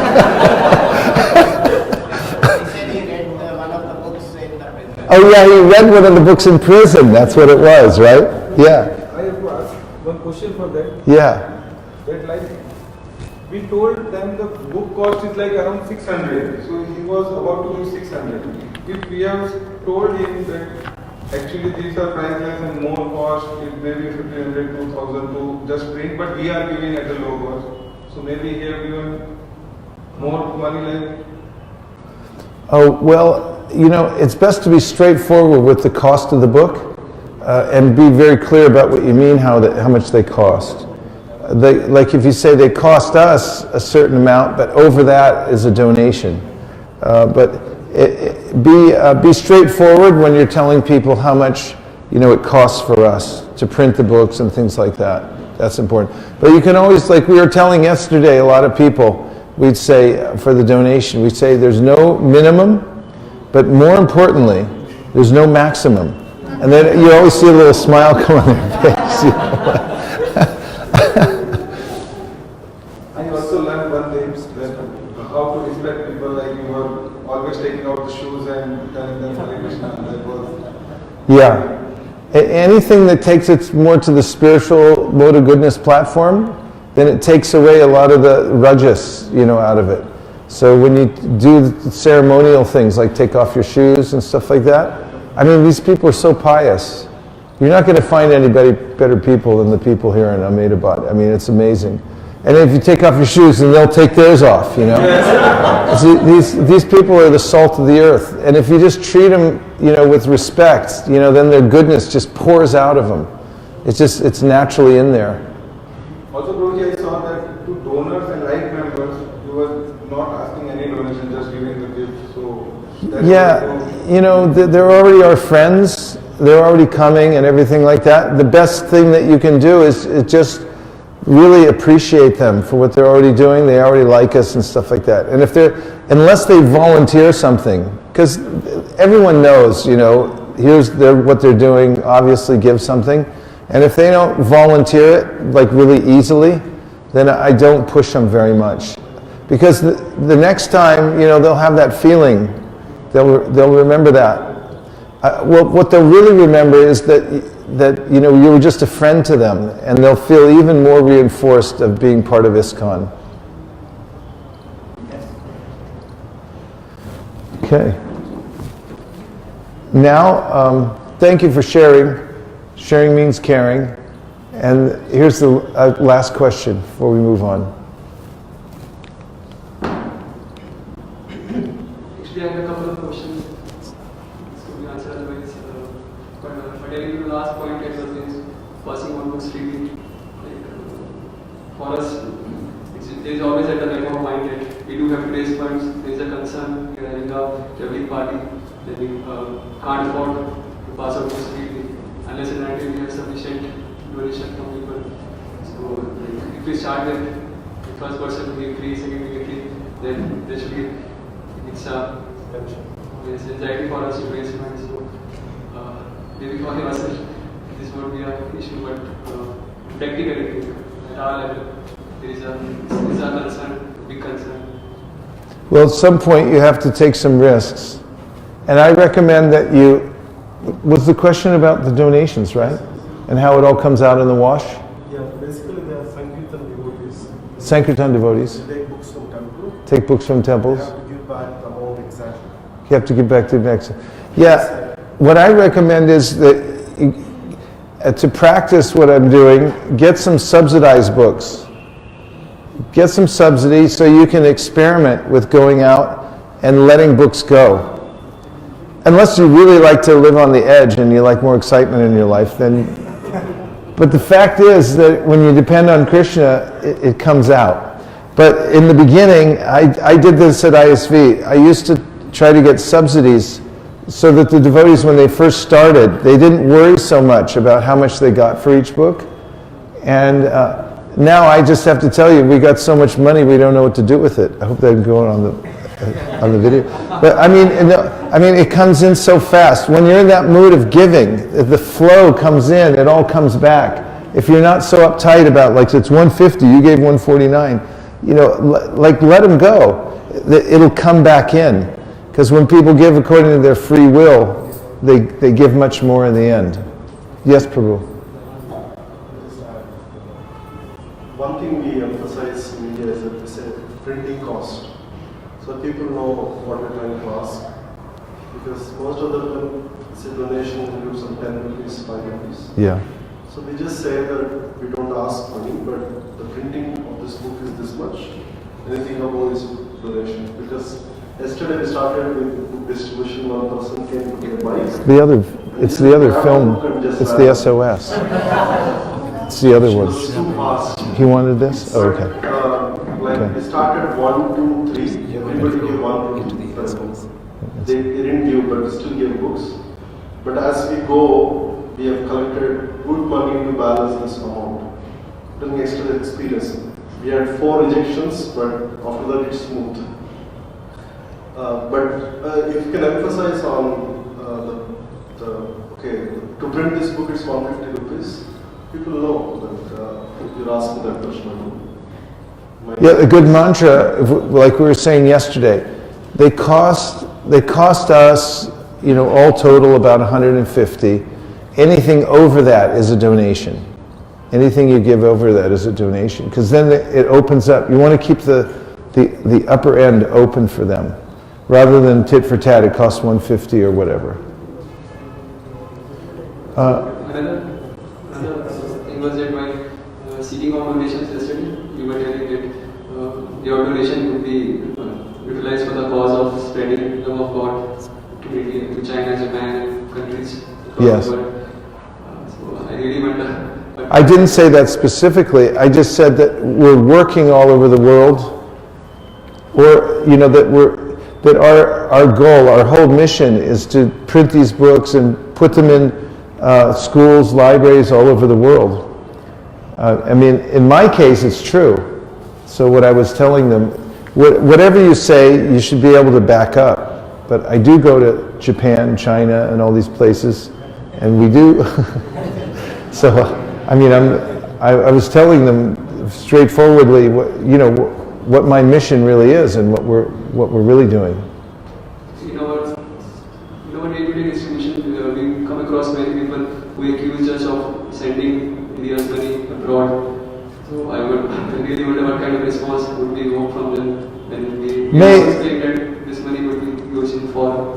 My presentation may be a little different than yours. The principles are still sound, which is that I was not selling them a book, but I was selling them the opportunity to help other people become Krishna conscious. I was taking the focus off of them that you need this book. And I was saying, no, you don't need this book. Other people need this book. So that was the principle. The detail, because I'm from America, it's a little different how you're going to present and say certain things. But the principle is what's important. Narottam Prabhu wants to augment that.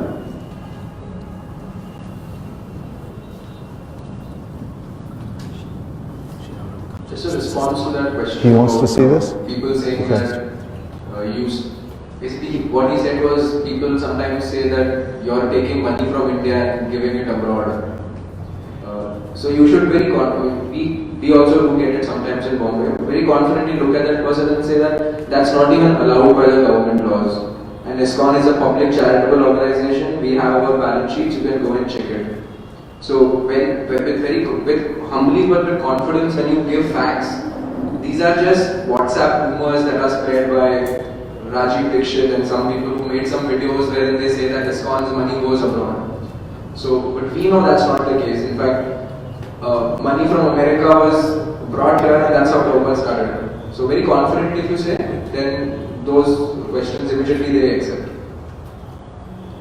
That's a good point. It still comes from abroad. There's so much money that pours in from, like America, we give a lot to the TOVP every year from the BBT, like $300,000 or something like that. So it's actually reverse.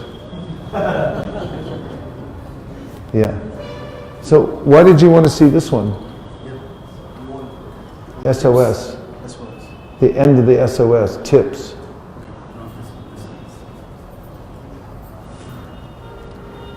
Just to add a couple of last 2 points. So if we focus on principles, what Prabhu gave, it's a universal principle. There are 1 or 2 small details that can be adjusted due to your own situation. And you always find excuses from so many people. So you don't need to argue with them as such. Most of the people like what you're saying.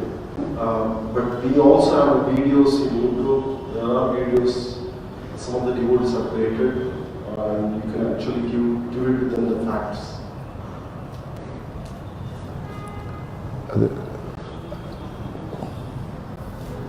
like what you said, that if we just keep stop. going out the books and the Lakshmi flows.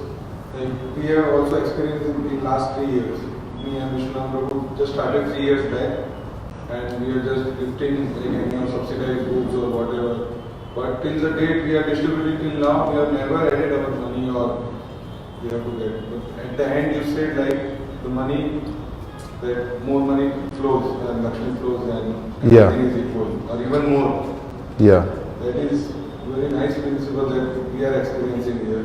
Nice. We should be. It's a universal principle. Yeah. Yeah. Thank you very much. Okay, a few points. Tips and ideas to ponder. Did we go through this, or was that? We didn't go through it with this group, did we? Right? And we didn't talk about MSF yet. Reflections, we stopped at reflections. Tips and ideas to ponder. You would have recognized this little guy, right? Okay. So I just wanted, since we're already on this topic of what we did yesterday, and one of the most important aspects of this seminar, including yesterday, us going out together and talking about the communications, is to take a few basic principles, like you said, the thing about you look spiritual and how that worked, right? You get one mantra like that and you get confidence in it, it'll change your whole distribution and augment it, it'll bring up to a new level. Even if you take one thing away, what to speak of 2 or 3. So here's a few more tips I just want to impart to you before we go into the MSF, which is more on the organizational side, the part about waking up the sleeping giant in India. Okay, so pick the right fruits. This is a metaphor to remember.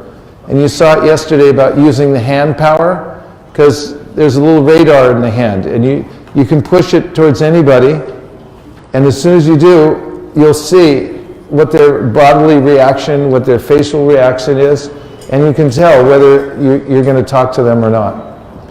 And when you go to pick fruits from a tree, which ones do you pick? Correct, that's right. And they look different than the unripe ones, don't they? You can tell. And like me, you don't have avocados in this country, do you? Well, I come from California. Avocados are like, that's the avocado capital of the world. And I just happen to love avocados. Sorry to bring it up on a fasting day, but the fact, it's the facts are the facts. But I know avocados so well, I can practically from across the room, I can tell what's a good avocado, what's not a good. I can just touch it for 2 seconds and I know if it's good, bad, where it came from, everything. So you have to be able to become expert at picking fruits. And you want to be able to, judge, like, who are the ripe fruits, who are the unripe. So, like, this is a picture at a Rath Yatra in New York City. The guy in the red shirt, who's blonde hair, he's waving his hand like that. He just happened to walk in, and he was one of the nicest, most open people you want to meet. So would you say ripe or unripe? Ripe. Okay, now see the guy on the right-hand side? He was not a ripe fruit. He was a religious fanatic. And he kept pushing his views on Akinchana Krishna Prabhu over here. So ripe or unripe? Unripe. Unripe, okay, correct. Now what about this one? Right. You have to say it out loud. Right. What about that? Unripe. Right.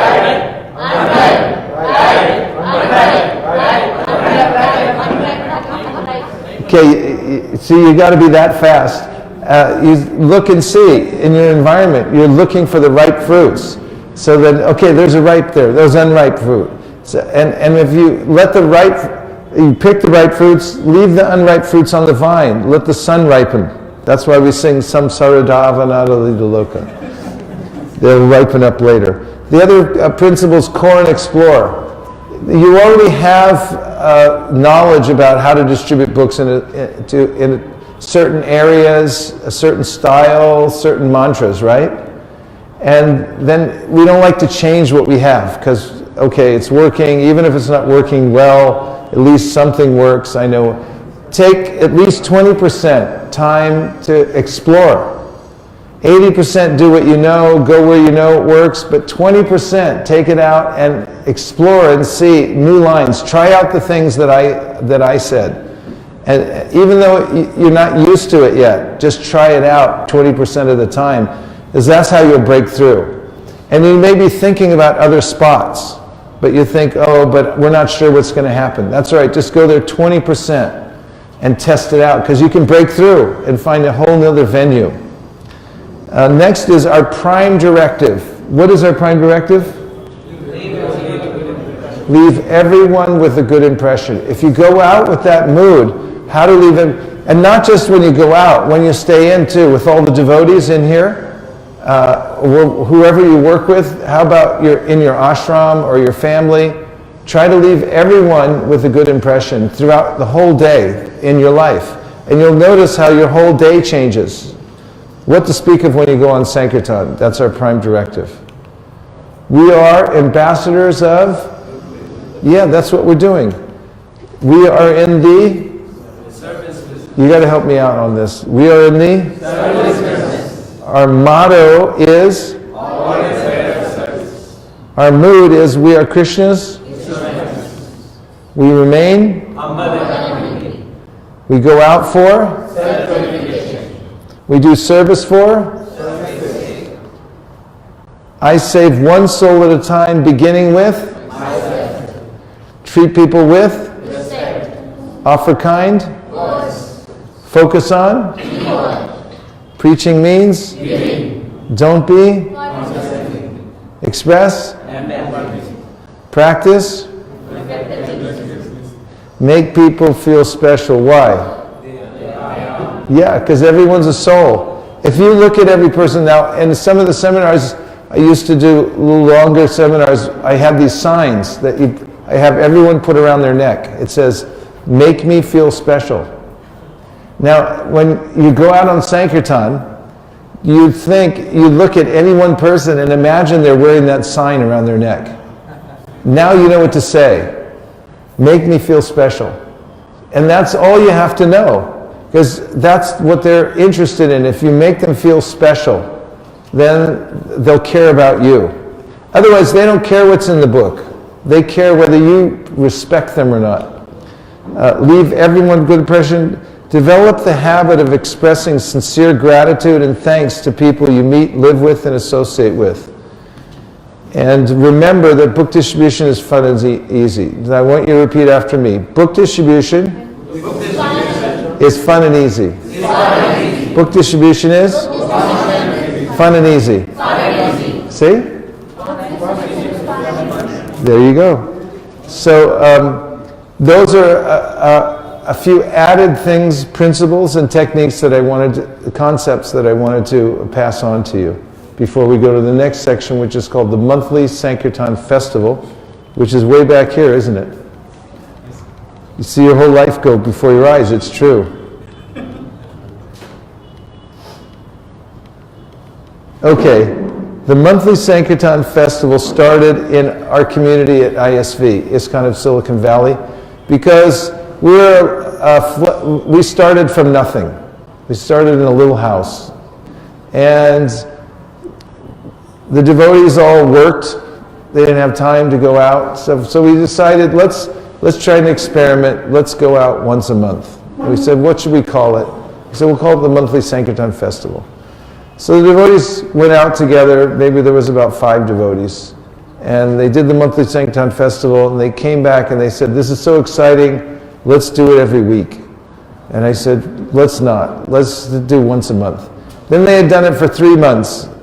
We had done it once a month. And then they came back and said, let's do it every other month. This is too hard. I said, let's just leave it at 1 month, and we'll have something to shoot for every month. So from there, it started to grow.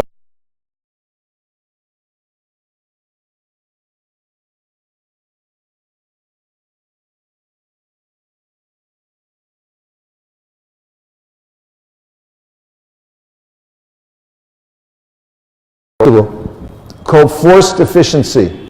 When you have a point in time that you have to finish something and get ready for it, then it tends to make you more productive. I saw a bumper sticker once that said, if it wasn't for the last minute, I wouldn't get anything done. And so having this once a month written on the calendar, and everyone in the community invited to come to this, it gives residual benefits to the whole community, to the whole temple. So what is it? It's a fun, organized outing, which involves everyone in sharing Krishna's mercy. So you open it up to the whole community, so everyone gets a chance to go out. That's the idea. And there's a recipe. Make it fun. Use teamwork. Create fresh challenges every month. Encourage the heck out of everybody. You know how to do that? Do you? Raise your hand if you know how to encourage the heck out of everybody. Okay, show us how to do it. You encourage this devotee right next to you. You both stand up. You can stand over here. Okay, encourage the heck out of him. Watch, everyone watch. Okay, go ahead. Give him the microphone though so we can hear what he says. This is an art. He knows the art how to do this.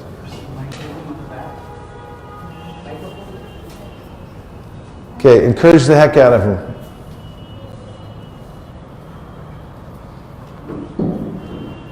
I know his name, so I can tell you. Okay. Abhishek, you're doing very well, don't worry. I know you haven't done good scores, but still you're doing very well. I'm sure you have it in you. You just have to apply that. You can do it, don't worry. Come on, encourage him back.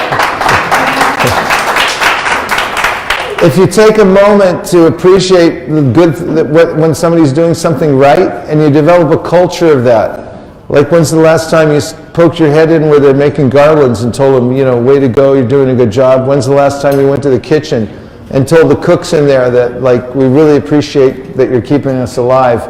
And take time to encourage people, because courage comes from a French word which means core, the heart. People get depressed, they get bogged down by the mind and the circumstances in their life, and it's very hard, this world. And so we're meant to encourage people. We're trying to encourage them. If you chant the Gayatri mantra, you'll know that there's a word in there, prachodayat. It means to encourage. Krishna's trying to encourage everybody. That's why he has a sun in the universe. When the sun comes up, everyone gets encouraged and they go like, let's go! And you know, when the sun goes down at night, it's like, forget it, I'm going to go to sleep. And so Krishna's always trying to encourage us. So be like Krishna. Try to encourage every living entity. And that's the core of the monthly Sankirtan festival. Encourage people to come out for the MSF. And empower people. When you see that people have some leadership ability or some enthusiasm, then make sure to give them a position in the monthly Sankirtan festival, because we need a lot of leaders.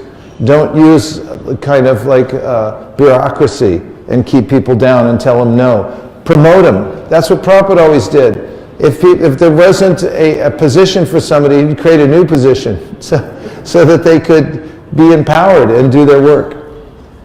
Goal number one for the MSF, especially when you're first starting, is touch the pavement.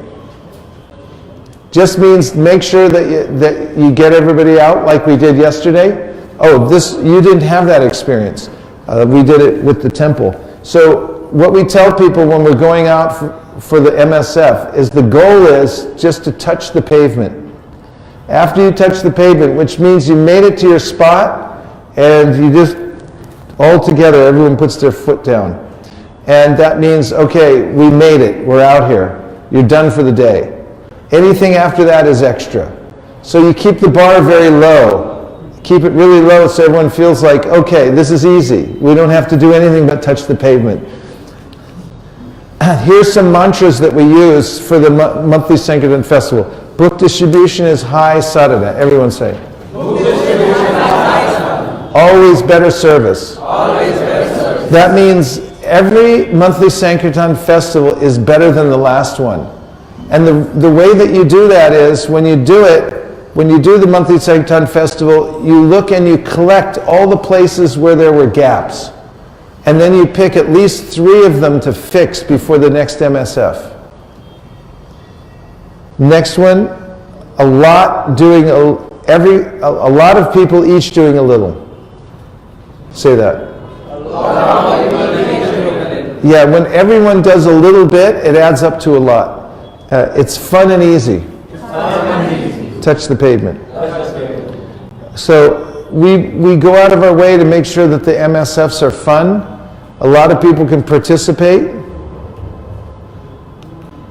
And we emphasize teamwork. Everybody working together. Start small in the MSF and then grow. So are there any questions that you have about the MSF?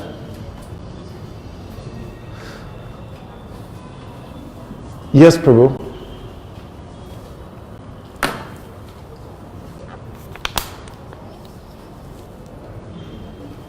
Guruji, I want to ask that if we start like that monthly Sankirtan festival for first time, so what could be the duration for whole day, or what about like that? Usually, What should be the consideration? when you're first starting in a community, usually what we do is on Friday night, we have an orientation, and we use a PowerPoint to explain the legacy of book distribution, where it comes from. Like I did here, I showed a few of those slides about how it gets passed down from Krishna, Sampradaya of the book and things like that. And then on Saturday morning, we would have a little training, and we'd show people how to distribute a book and get them oriented to communication, how to present a book, and things like that. Usually I have devotees, I do a training session on the Saturday morning, and I have them all line up and practice with themselves.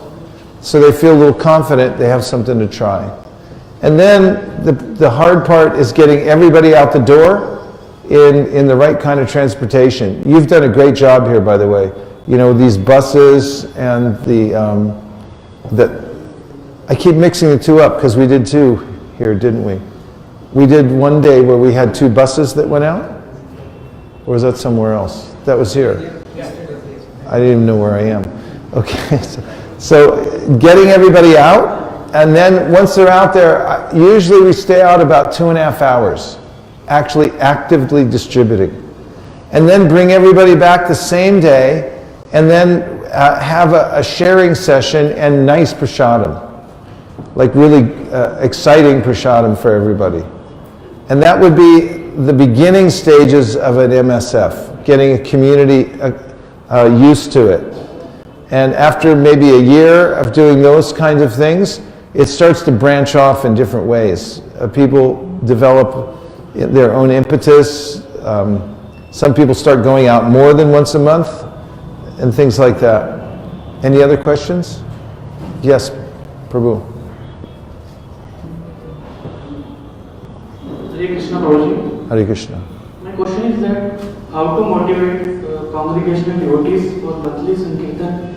If they say we have a household to work, so we are not ready to come in the monthly Sankirtan, so how we can motivate them and engage in monthly Sankirtan? Well, one way is to make it fun, because the Vedic Shastras say anandamayo bhyasat, which means that living entities just want to have fun. Every living entity, if you present something that's so fun, they can't resist it, and they're sorry they missed it. They can't resist it, and they're sorry they missed it.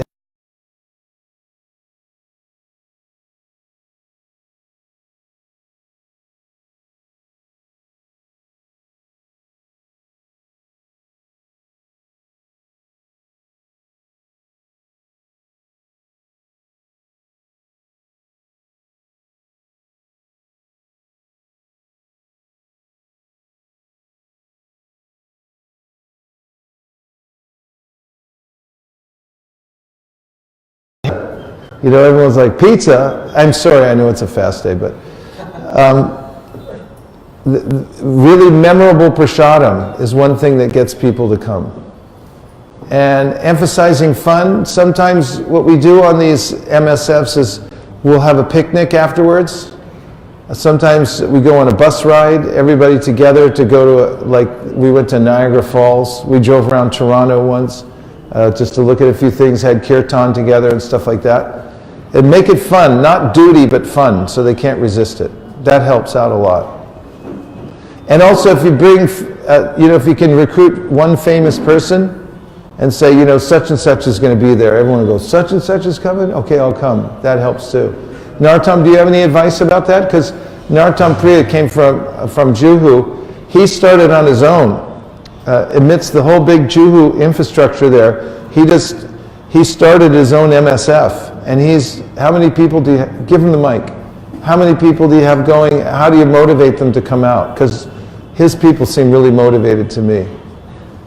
We just followed whatever Prabhuji just mentioned. So we set the bar very low. We didn't give any expectations to anybody. So the only expectation was please come. And we sort of... Yeah, come on up here. Take a look at Narottam Priya. Give him a hand. Come on, it's Narottam Priya. Give him a big hand.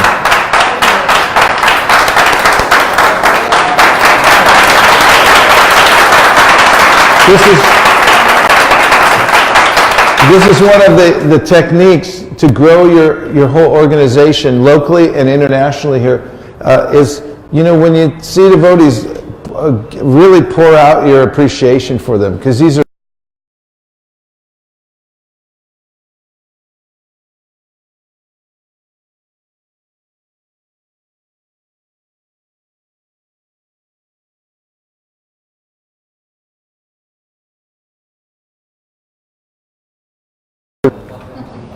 in my mind, I reflect all those applause to you and to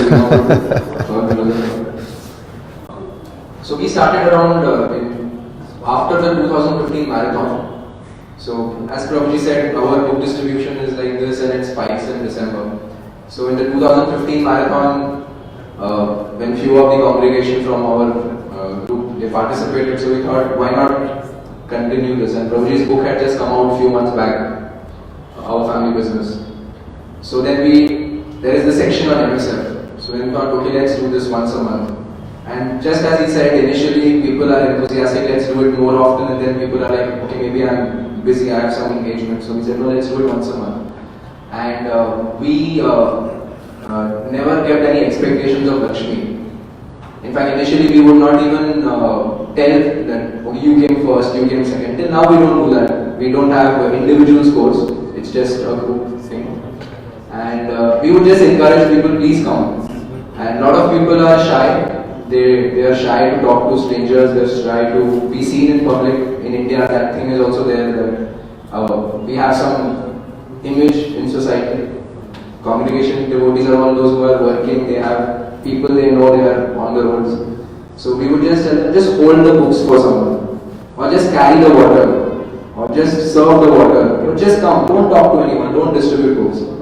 And somehow we saw magically, after a while, these people started picking up, and now some of those people come and tell me, I used to cringe at the thought of book distribution. I used to think that I might leave your group just because you all are now emphasizing book distribution. Now those are the ones who say that let's do it here, let's go to that corner, that is a good spot I just discovered. So just by continuously every month having it and not keeping any expectations, we saw that devotees took to it. Also one thing, Prabhuji had released a video around 2 years back for the marathon, some 10 tips. So one of them was that the leader himself has to be there.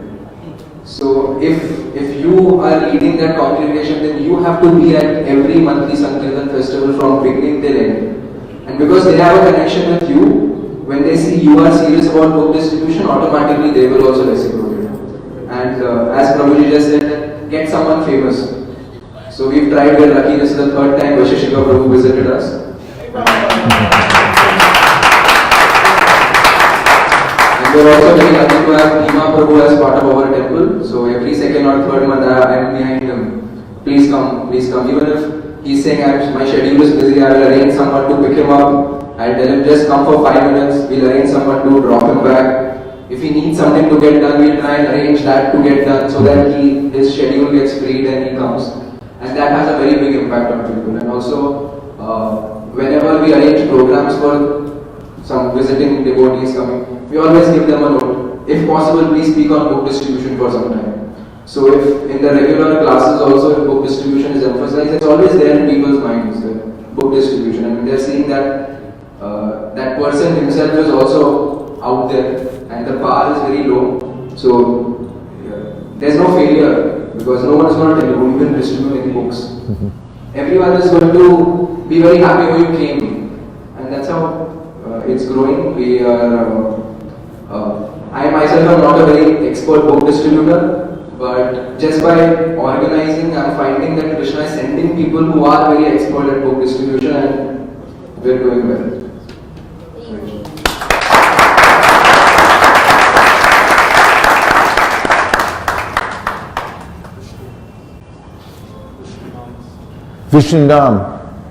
Vishnunam Prabhu. Please welcome Vishnunam Prabhu. Come on, it's Vishnunam.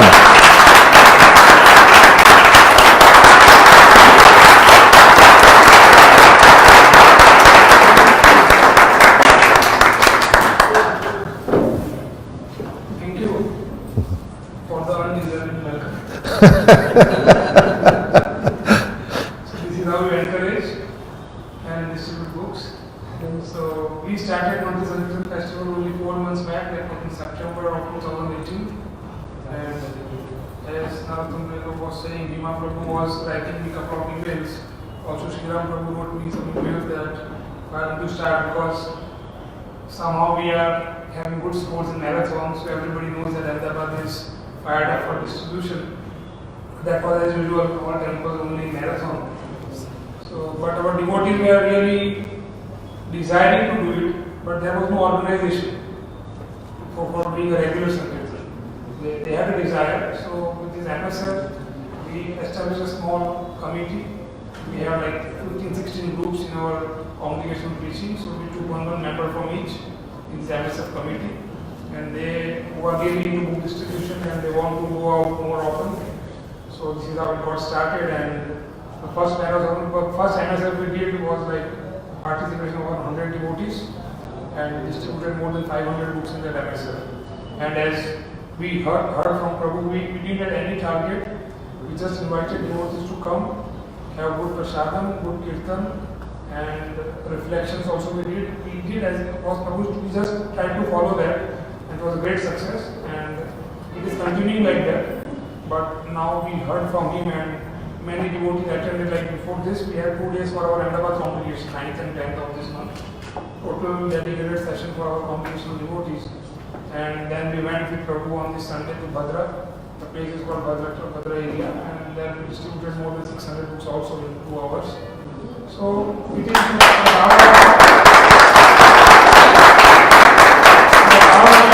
that more devotees are going, so as it's showing that everybody doing a little.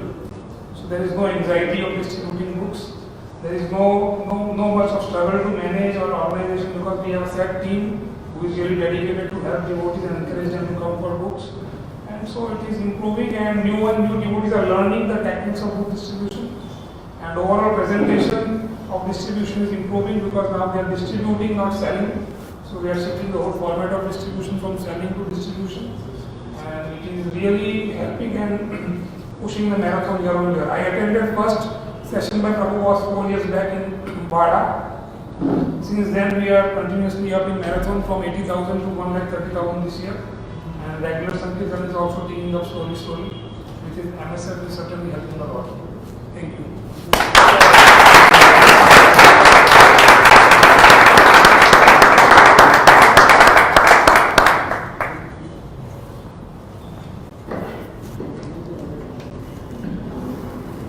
Hare Krishna. We had started our MSF in the year 2017. Actually, we did for 1 year, 2017. So, Kolkata.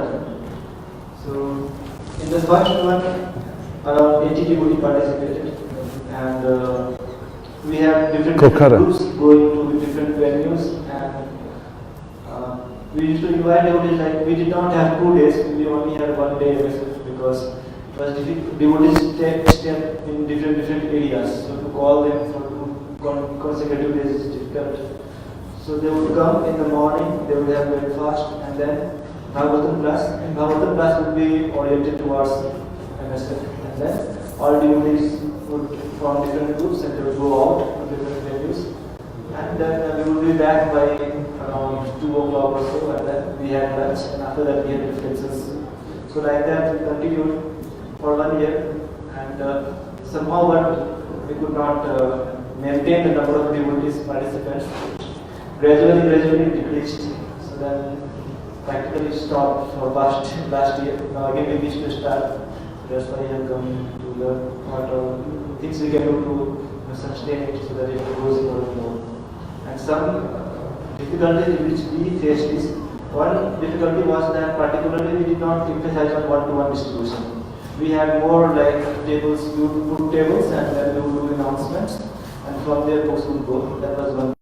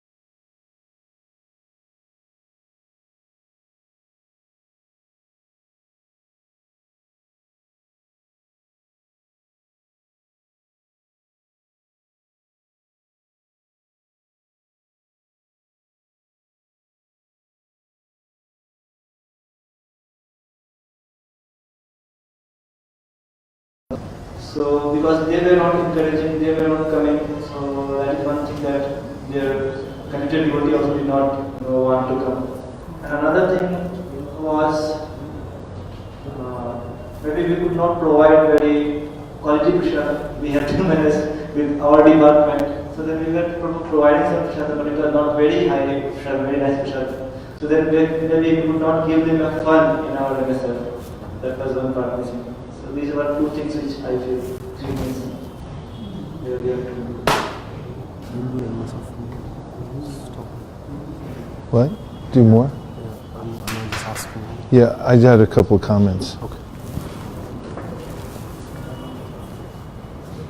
Prabhu, I just want to follow up one thing what you said. What is your name? Purushottam Keshava Prabhu. Nice points.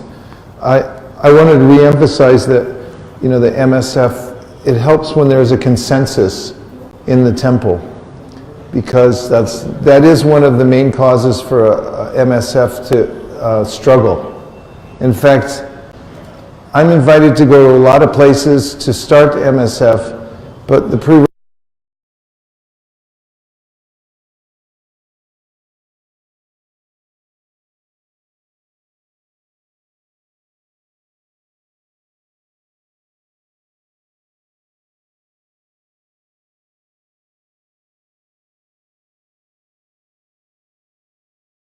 have that, it really helps out a lot. In fact, I don't go to places where I can't get that because it makes it really hard. There's a glass ceiling. You get to a certain level, and then the cooperation isn't there as much. And that's why we're here, because Vishnu Nam Prabhu, is fully supporting and everything. And then it really does help to open things up. So I'm glad you revealed that one. That was one part of it. And it's good to bring out what are the stumbling blocks, because if you know what they are, then you can get around them and deal with it. Yeah, the same I have been experienced. I was part of Pune MSF. That's what, as you rightly said, Prabhuji, the top management support and the motivation is required, and so that it becomes really successful. Yes, absolutely. Yeah.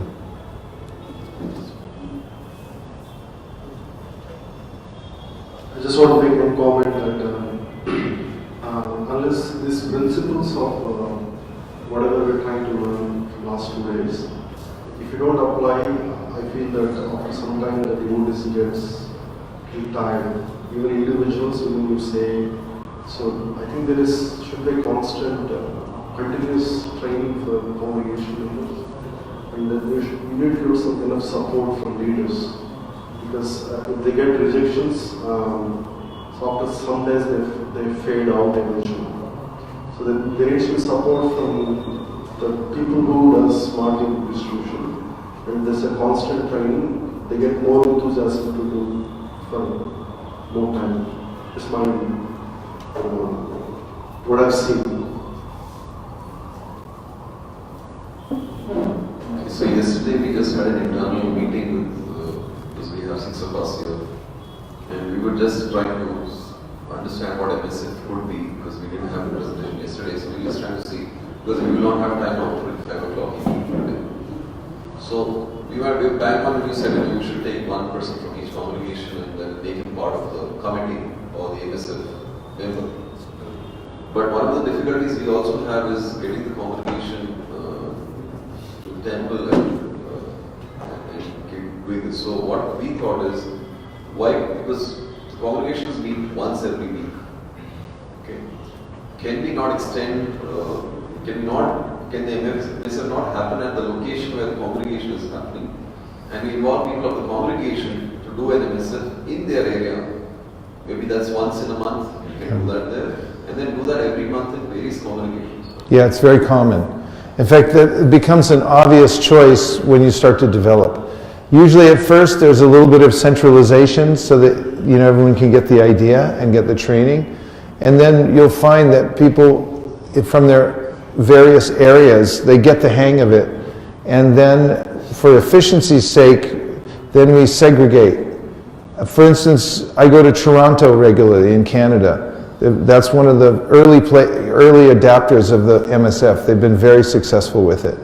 And it's a huge area. So there are devotees that live in pockets in various areas. So then at a certain point, they bifurcated and they said, okay, this area is autonomous. They all go out at the same time, but not together. And they're able to develop like that. So like, a cell divides and then it divides again and again. And same thing with the MSF. It can go on all over the city, but for efficiency's sake, in the location that makes the most sense for the people. Narottam Prabhu. Prabhu's question was different. It was different. Yeah. I think I said, can we start with this? Can we start like this? Well, the main thing is to have training. I'd like to repeat what Prabhu just said, that it's really important to train and inculcate the principles. Is when devotees have a little training and they get a little confidence that they can do it, then they can sustain over time. So if you go to various locations and you replicate the same thing, make that the center, then it's no problem.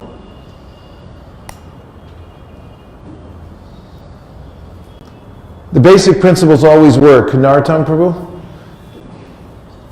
Just one thing. When we started, it was basically the congregation that I look after, and we started MSF for 1 year. After that, there were some results, and so then Imam said, let's replicate it across all congregations. We tried it. It worked for a couple of months, but then ultimately the congregation leader himself has to be into it, and then those people will follow. But then we kept continuing. So, you want to start an MSF. Since you are into it, at least the people who come for your programs, you make sure they are. If other leaders join in, that's well and good, but at least the MSF can go on even with a few people.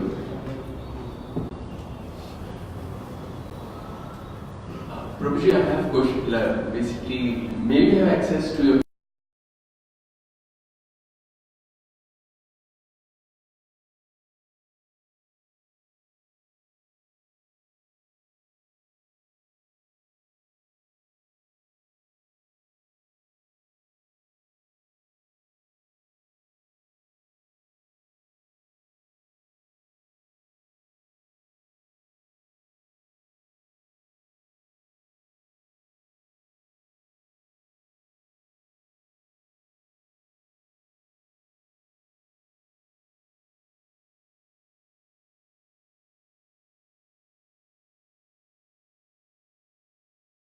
also services like that. So by the time we cannot focus on a particular thing like Vyavasaya Atmika Buddhi, it is not like one focused, one oriented intelligence. So we want to do this also, that also, we have to do some other things also. So I have seen that due to that, if we go on in marathon on book distribution also, and then very big late due to some festivals and other programs, DYS or hostel programs or like that. So it has been seen that the things appears disoriented like that. It appears that way, but actually having an MSF with Sankirtan as a focus actually unites the various causes. You mentioned DYS. What happens, like yesterday, we met people that are probably qualified for the DYS. And they bought a book and then they were saying, well, what do I do now? And now, you have, the onus is on you to now connect the MSF with the DYS. So that, what do we do? How does the pipeline work between the people we're meeting out there and how do we get them into the DYS? And we have multiple programs, yes, but they needn't be disparate. They can actually complement one another. But book distribution, it acts as the tip of the spear because it's an unassailable program. It's in that it was, as I gave much support for recently, and that also you're meeting people, and that's what we want. More people. They can be integrated into the program very easily. The other point is that you do have to develop an identity and a strong purpose for doing the Sankirtan. Otherwise, it can be cannibalized or interrupted by other programs. That's why, in any given ISKCON temple, there's hundreds of programs going on.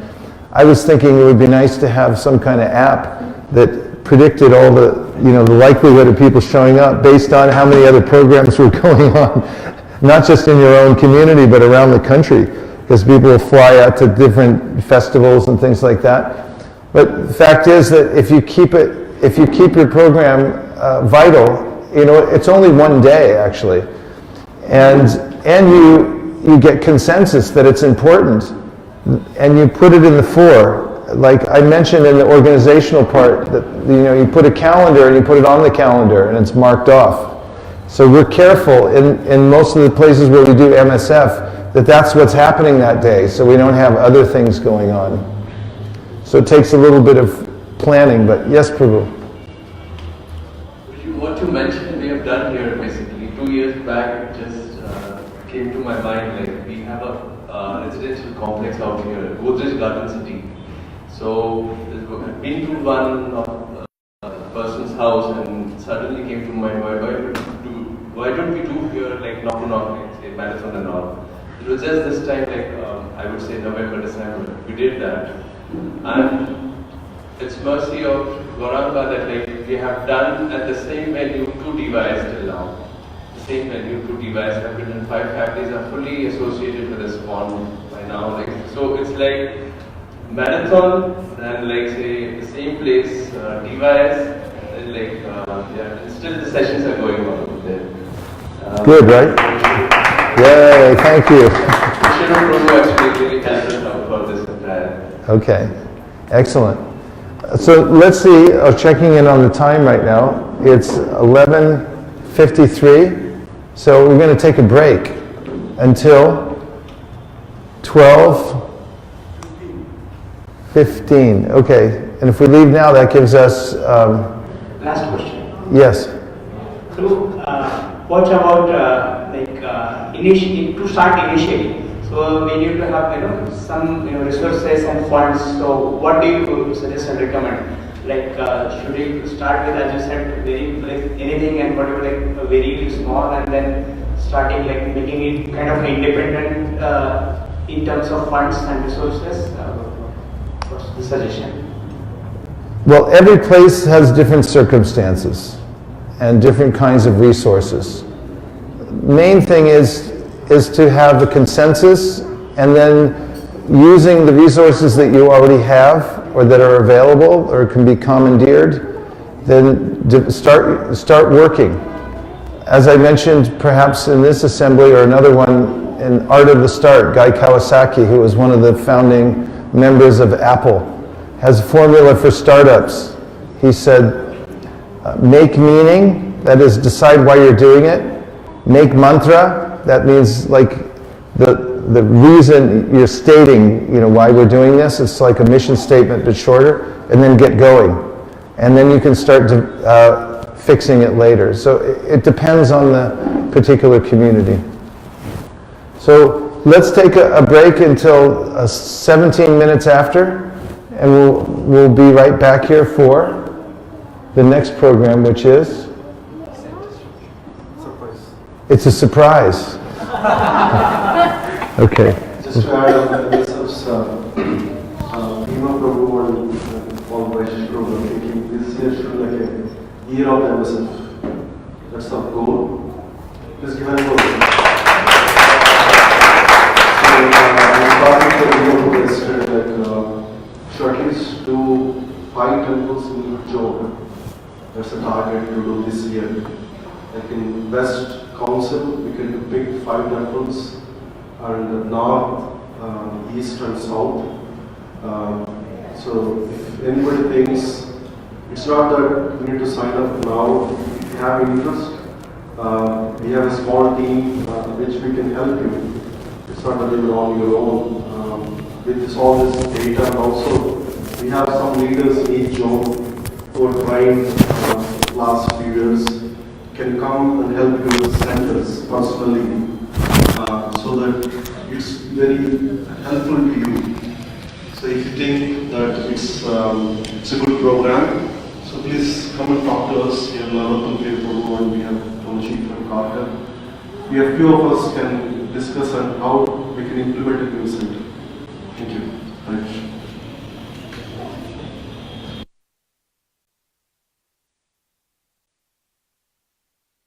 Marman, Natari Marman, Natari Marman, Natari Marman, hey, Natari Marman, Natari Marman, Natari Marman, Natari Marman.